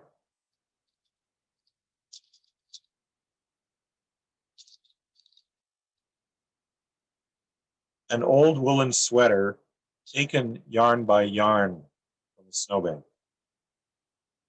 It's grammatically 1 unit. There is no cut or juxtaposition in this poem on purpose. This is equivalent to having the cutting word at the end of some Japanese poems.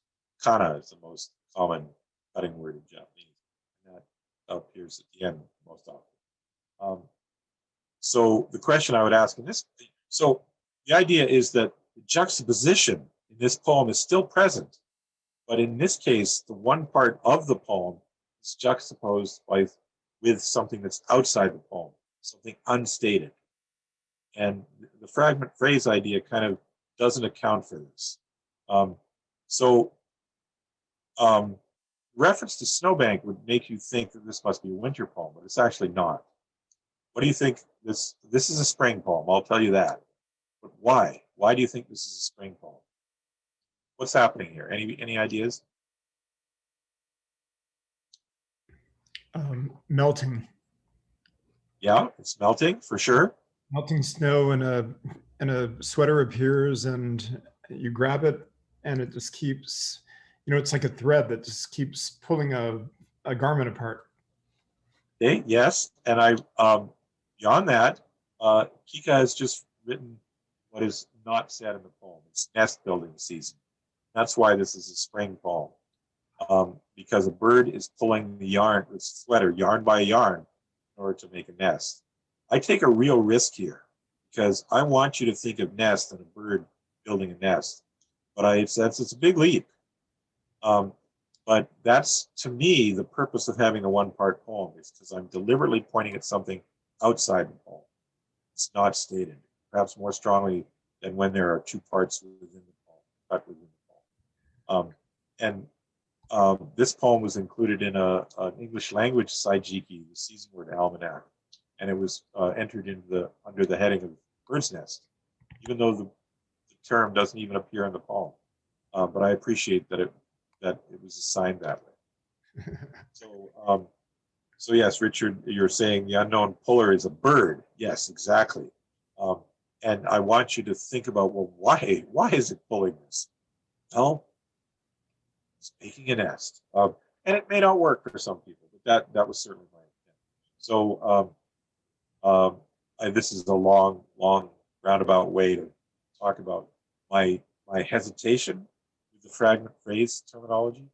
There we go. I want to get at a couple of other comments here, and then I want to shift gears here. We're running out of time here. Sujith is asking, can we talk about what we feel physically? Something with an I. I'm not sure I quite understand the question. I think something we feel physically is anything to do with the five senses. This is how, for me, the five senses are how experience enters our body and becomes tangible for us. When we hear something, when we see something, the light is physically entering our eyes. We taste something or smell something, it's entering our mouth or nose, or hear something, it's entering our ears.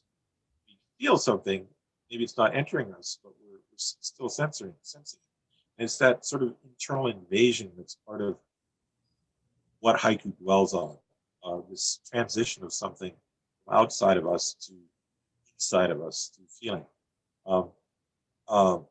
I think if I understand the question right, something with an I, I don't know if this will answer the question, but some people try to avoid using the word I in haiku because they think it's an assertion of ego. I disagree with that. I don't think sometimes it is, but it doesn't have to be perceived that way, because I think you can refer to the self just as objectively as you would refer to a chair or a leaf or whatever it is, and it can be perfectly fine. Or it can be implied. My spring breeze poem, the pull of her hand as we near the pet store, I don't say, I feel the pull of her hand as we near the pet store. I've taken that out because it's easy to imply. Yet it still has that I feeling, because that's the whole point of the poem. I'm feeling the pull of her hand. It's a very physical, tactile feeling, not an emotional feeling.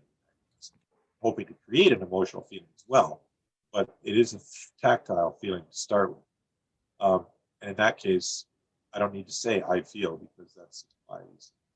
And I don't know if I'm answering your question, but one thing that's perhaps relevant is in Japan, in the Japanese language, the reference to the self is uncommon. You don't need to say I feel I feel sad or whatever, or just the sentence structure is closer to like feeling sad instead of I feel sad, if that makes sense. So the speaker is frequently implied in Japanese sentence structure. People have taken that to mean that you shouldn't use the word I in English. But that doesn't seem fair because it presumes that Japanese grammar should force English to change. And no, I don't think that's necessary. So I think it can be fine to say I whatever, unless you want to change the focus, which might be better for some poems where you don't need to say I. But there's nothing inherently wrong with saying I or my or his or her in a haiku. Again, I think of Busan's poem about stepping on his dead wife's comb. Very much him feeling that directly, him being present in that poem. Okay, let's see. Let me change gears here. So I want to move through this part a little more quickly. We're running out of time. I'm happy to stay later. So if anybody wants to stay later, we can keep going because we haven't even gotten to our little writing exercise, but I hope to get to that very quickly. Here, very quickly, is a history of Japanese haiku in 100 words or so. So 1,300 years ago, there was a song that was common in Japan that came from China. It was called uta. It just means song. And over time, as Japan developed its own language instead of borrowing Chinese and started developing its own characters, it also changed the poetry, and uta became waka. Now, instead of being written in Chinese characters, it's written in Japanese characters, and waka means Japanese song. The emphasis on Japanese. It was no longer using the Chinese language of uta. And 1,000 years ago, if you were literate, you actually spoke Chinese most frequently, and that changed over centuries. And later, waka became known as tanka, which means short song. Tanka and waka are, in English, they're the equivalent of 5 lines in a 5-7-5-7-7 pattern. So that's how this poetry is evolving. And over hundreds of years, people also wrote something called renga, which is a linked verse, a collaborative verse, where somebody would write what was called a hoku, or starting verse, in a 5-7-5 pattern.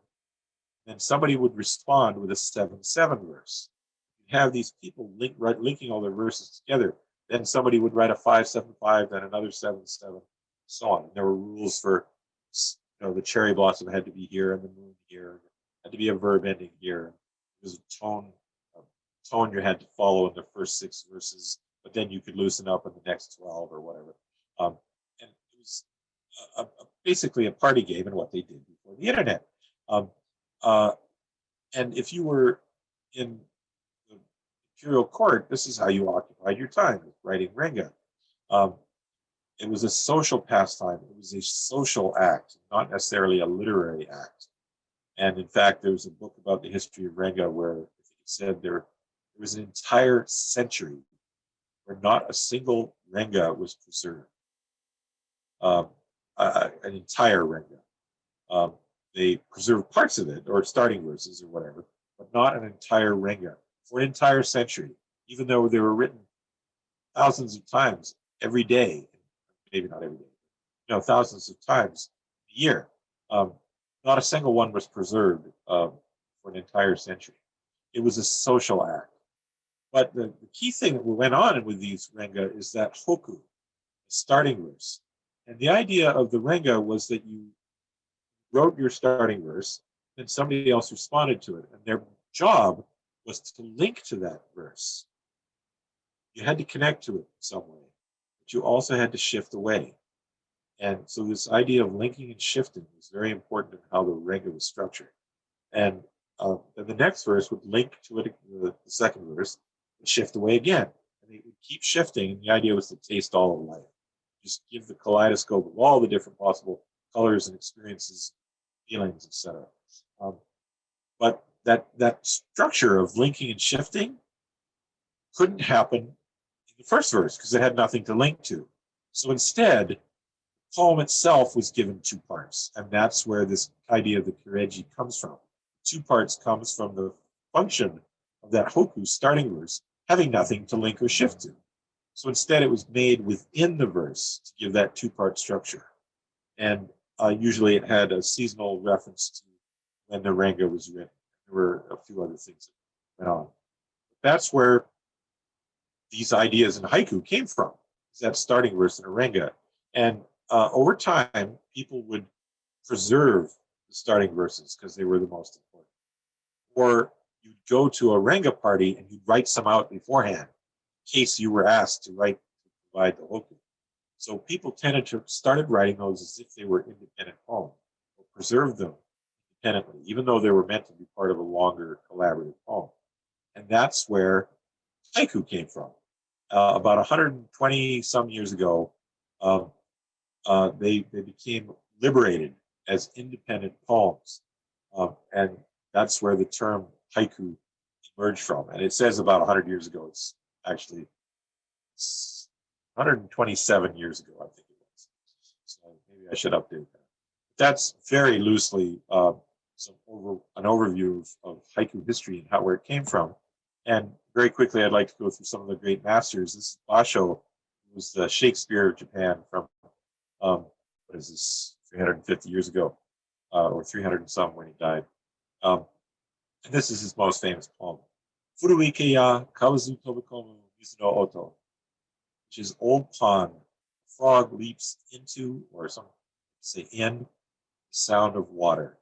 And if you look at the season word, the cutting word is ya. Old Pond, 3 dots. That's the cutting word. He wants you to think about Old Pond.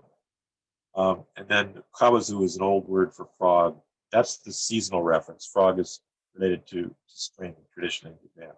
So a frog leaps into the sound of water. That's a very simple image. And yet it has a seasonal structure. It has a two-part refrigerator effect, even if it's not funny. Yeah, that's what he was trying to do. That's the most famous haiku in Japanese literature.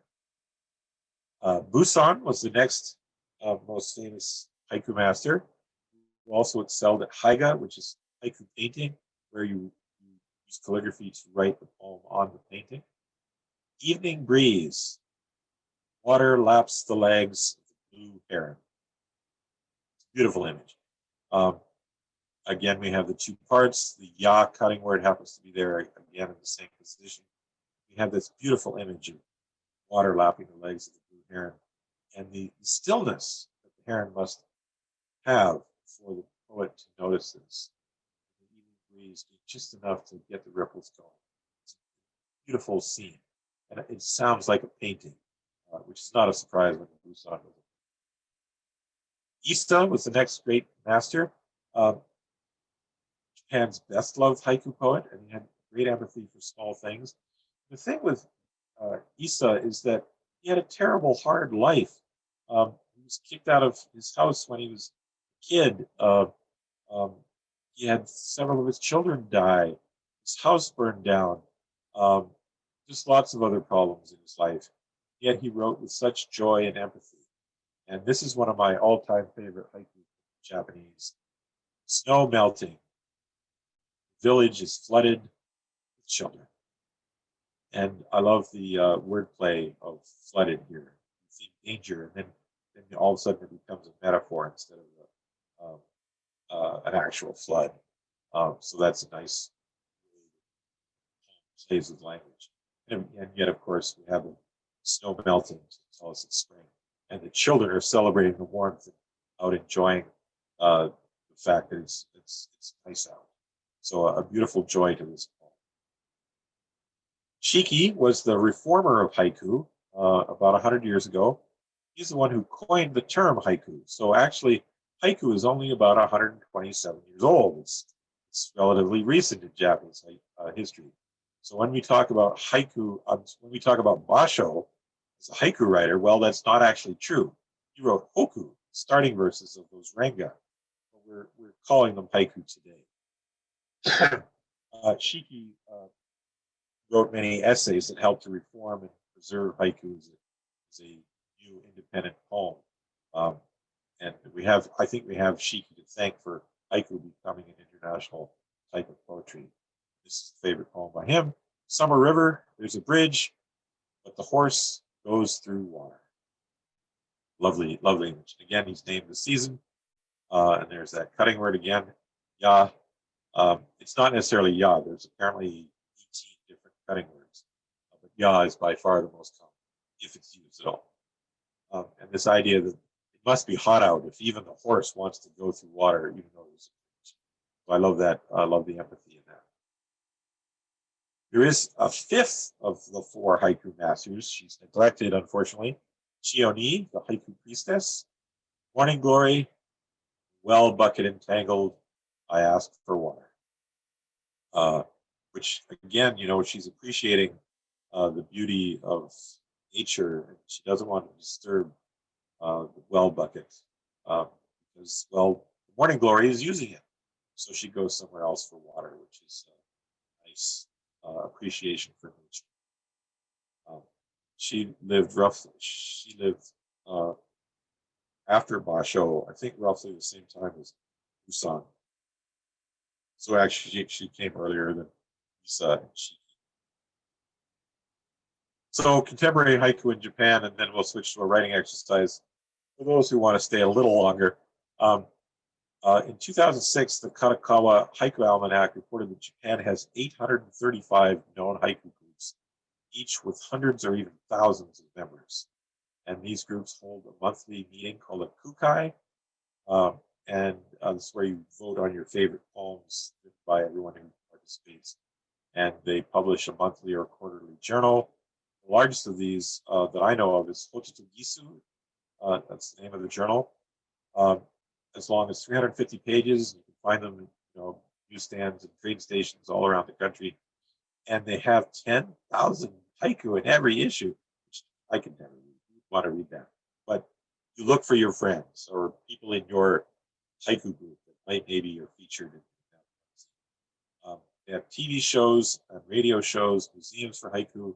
And if any of you get NHK television, there are haiku programs on NHK that you can watch in English or Japanese, depending on your language preference.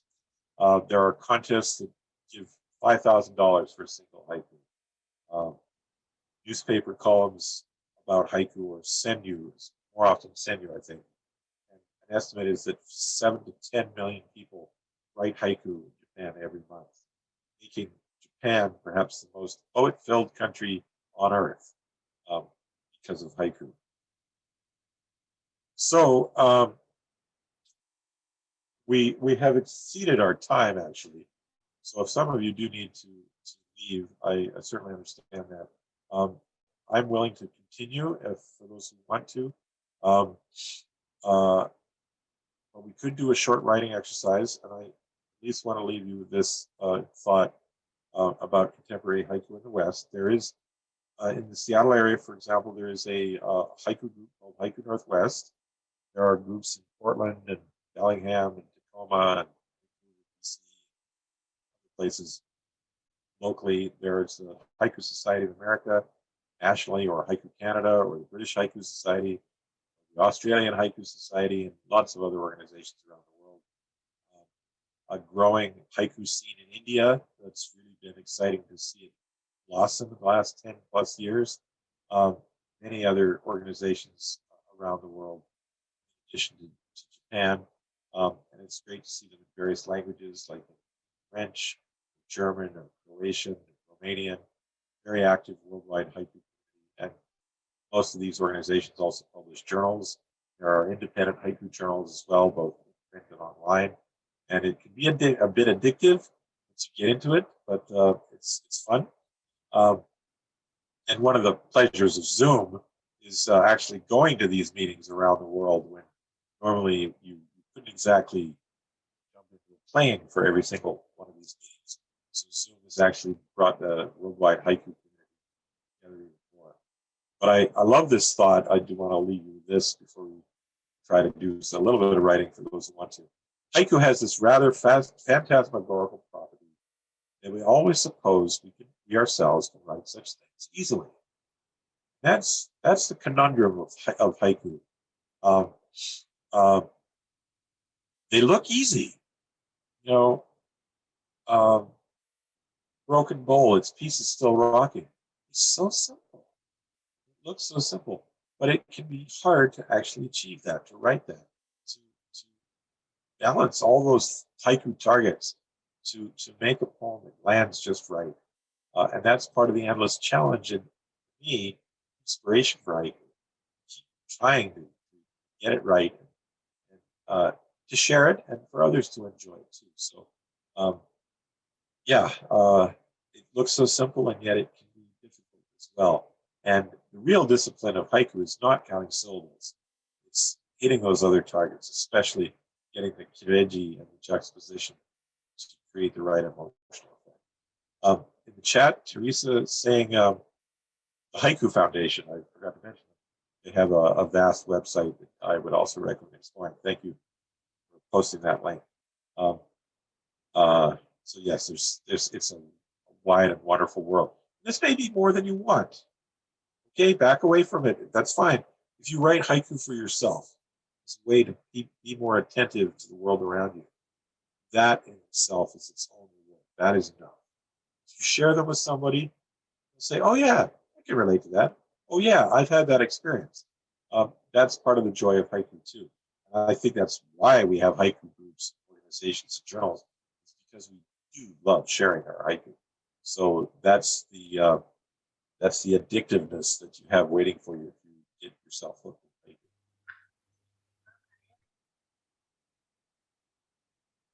So I'm going to stop sharing just for a moment here.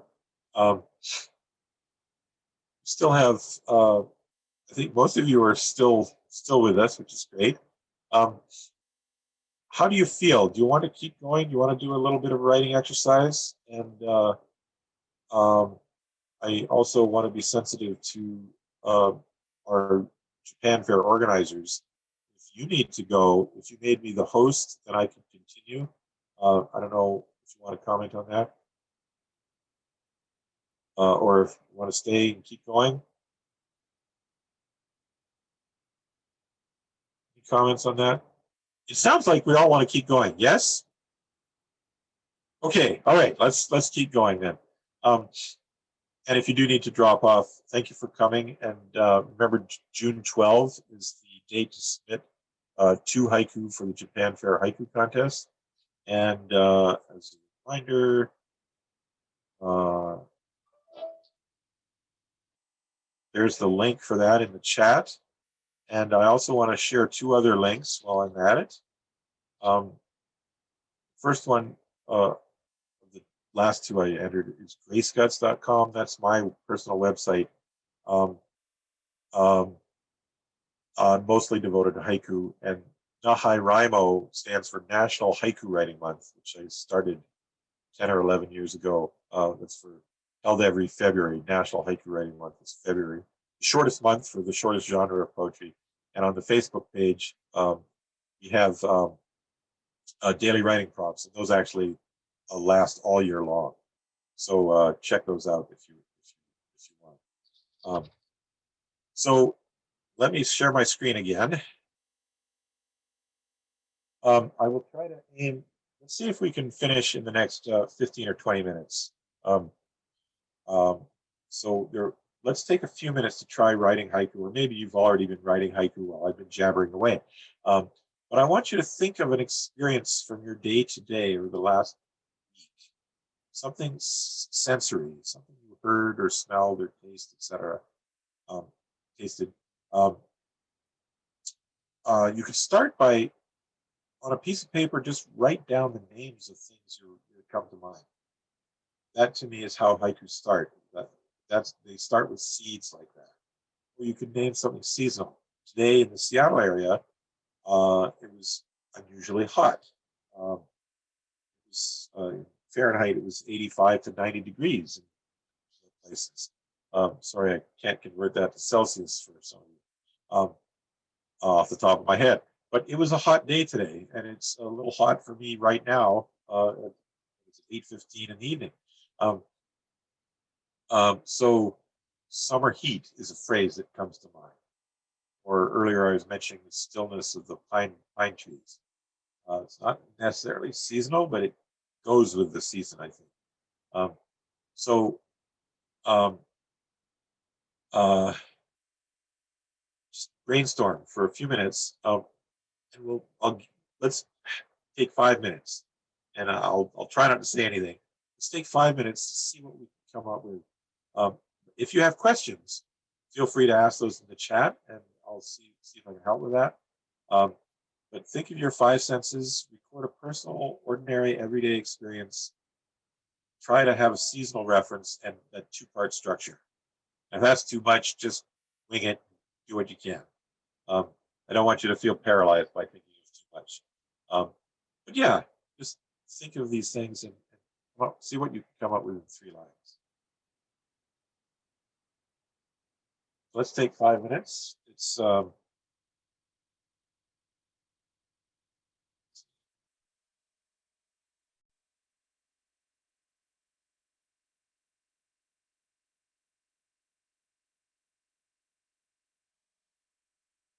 stop sharing just for a moment here.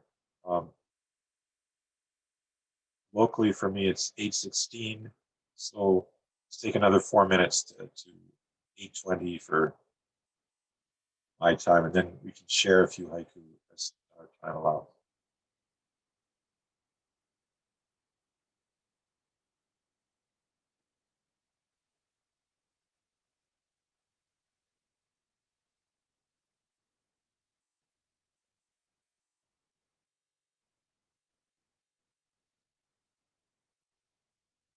Okay, I think it's been about 5 minutes, and I'm seeing some lovely poems pasted in the chat. I will try to wrap this all up in the next 10 minutes here. Thank you for being patient and staying a little longer here. I want to look at some of the poems that are pasted in. So I'm scrolling up. Perhaps you can do that too. Try to step through these in order. I may not talk about all of them, but we'll see what we can get to here. And in the interest of time, I'll do most of the talking, I think. Normally, it'd be nice to have everyone chime in about what they like about a poem and so on, and how they think it works with the haiku targets and so on. We don't have enough time for that. So Vandana has posted Summer Heat. My son looks for clouds on Amazon. And so we have the 2-part structure. Summer Heat is 1 part, and a seasonal reference, obviously. My son looks for clouds on Amazon is that other part. And I love the surprise on Amazon. To look for clouds outdoors when you're wanting shadow from hot sun. You expect that, and then all of a sudden it's looking for clouds on Amazon. So it's, I enjoy the surprise. Anna writes, May shower, smell of wet ground in the air. I think the word for that is petrichor. You heard that word? That smell of the ground after when it's not rained for a while and then it does. It has a word called petrichor. Maybe that's what you're thinking here. You don't need to use the word petrichor, but I can't help but mention it. May shower, the smell of wet ground in the air. So May tells us the time of year, and that's the fragment part of it. The smell of wet ground in the air. Something we're feeling, whether we're sensing it with our noses, at least. I love the tactileness. So nicely done. Nina's poem, Summer Gale, Burnham Blossoms Walk Home. So I would have to look up laburnum. I've heard the word, but I have to look it up to remember what it looks like, or it must smell nice too, I bet. And summer tells us, that's telling us the season. But I do notice here that the blossoms might also tell us the season. Do we need both? That was a question I might ask. may not need both seasonal references. In other words, you could take out the word summer and perhaps modify the word gale with another word, something gale, Burnham blossoms walk home. I would also wonder, are the blossoms actually walking or are you walking? If it's you, since I can't picture the blossoms walking, then the poem really has three parts. It's saying there is a gale, that there are blossoms, and that you are walking home. So to me, that's diffused a bit.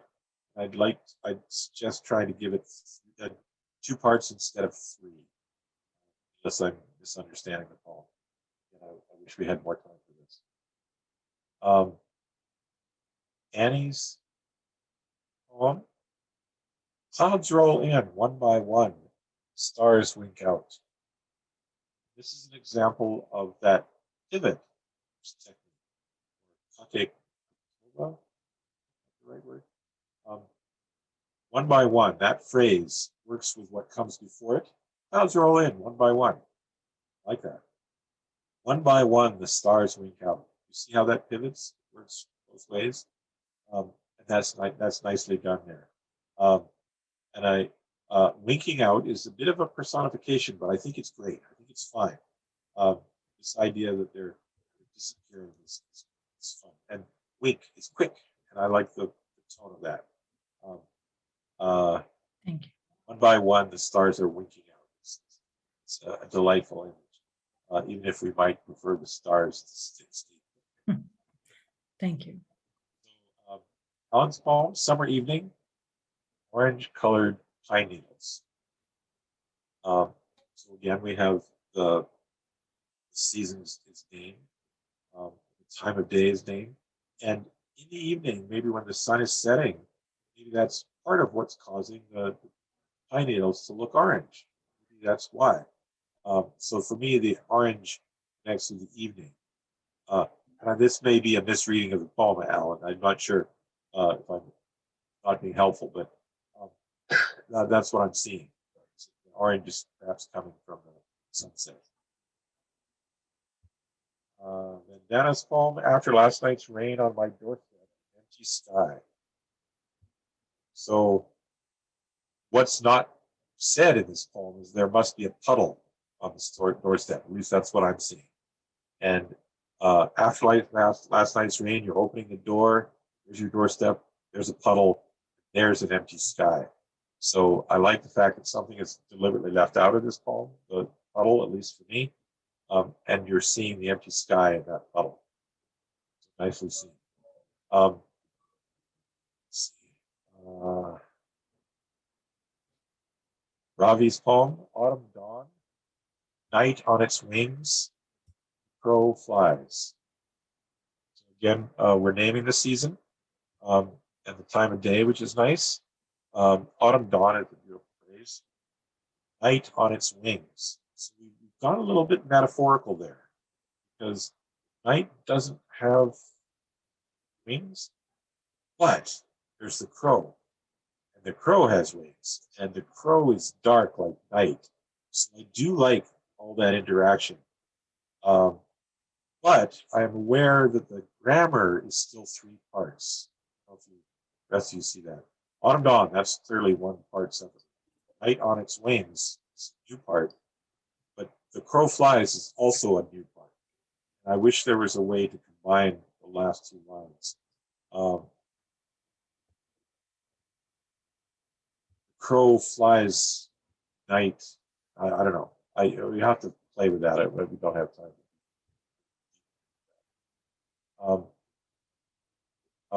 So Sasha was asking, how do you type 3 lines? Press Shift Enter on a PC. I think it's Control Return on a Mac. I shared that earlier. Sorry about that. Or use slashes as Elaine has done here. Hares fall, bees swarm, backyard chore. I can totally see that. The bees are swarming on the fallen pears. And it's good for the bees, but not for somebody who has to clean up the garden. So I can I like the moment. I am aware that there are 3 parts here. Each part is grammatically separate, but you could combine them by simply, I think, bees swarm to fall in pairs. That's 2 lines. Bees swarm to fall in pairs. Pause. That's your cut, your juxtaposition, backyard chore. So that's structurally how you can give that to the poem, 2 parts instead of 3. Okay. Sasha, peony petals, all things fall to place. Very simple poem. This idea that peony petals are falling, not just wherever, falling into place. So I like how it plays with the idiom to fall into place, which I wasn't quite expecting. So there's a nice twist in that last line. And it's not the petals that are falling into place, but all things falling into place. So it's larger than just the petals, and I can't help but see the petals falling into place too. Let's see, we've got a lot of poems here. I don't know if I'll be able to get to them. We're pretty much out of time here. Richard's poem, Daisy Field, Grazing My Hand, a Yellow Jacket. This is a bit dangerous, at least just grazed your hand. And I love the image of the daisy field and excuse me, the sound of daisy grazing is beautiful. That's really nice. I wonder, to give it a slightly smoother 2-part structure, maybe reversing it. A yellow jacket grazing my hand, daisy field, or daisy field, yellow jacket grazing my hand.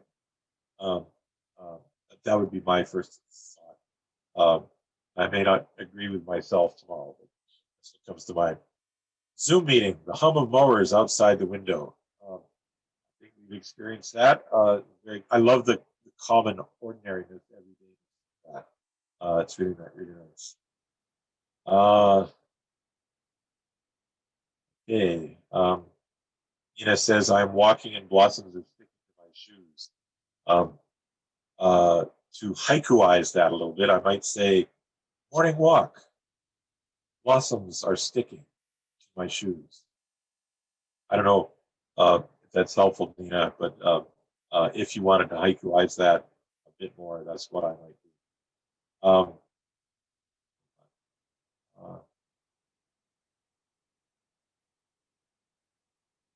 Okay, Evening Rainbow, we've got a couple more here and then we'll wrap this up.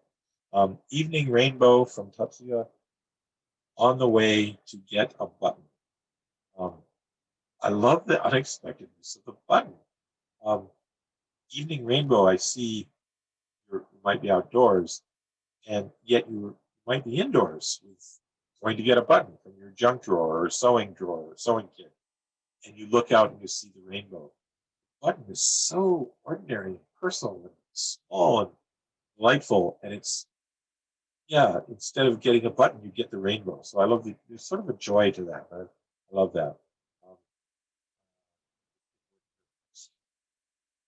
So very quickly to wrap this up, let's say good night here. Share your haiku with friends, with the contest, maybe join a haiku organization, join a Zoom meeting. The Haiku Northwest group has a meeting soon. And I'll actually paste the chat for Haiku Northwest in the link for that in the chat. For Haiku Northwest, please check that out. I'll also put my email in here if you'd like to contact me if you have questions. What I can do best I can. Welcome to contact me. Yeah, please share your haiku in various ways with friends, at least with people in your family. And this is a summary of what we've done. Right, three short lines, present tense. Generally avoid titles, rhyme, judgment, analysis, and so on. Write from personal experience, memory. Remember that the word haiku is both singular and plural, so don't even say haikus. And again, above all, don't write about your feelings. Write about what caused your feelings. And we'll skip that part. Enter the contest. Would love to see your haiku. You can enter in Japanese and English, so please do that. And you can become a haiku addict. I've mentioned some of these things along the way. Join the Haiku Society of America. Megan's Haiku Handbook and other books. Sorry I'm having to rush through this, but thank you very much. Thank you for coming tonight. I do know we need to wrap it up, and thank you for staying a bit long. I hope it was worthwhile, and I hope you enjoyed yourself as well. Seriously, if any of you would like to email me, I might be able to get you the haiku group in your area, depending on where you are. Thank everybody for coming, and I hope that everybody got enough tips to bring in and winning a haiku on the June 12th. We're all waiting for your fantastic input, exhibit, I mean, or well, how would you call that? Our contest. Contest, yes, artwork. Thank you very much for everyone for attending.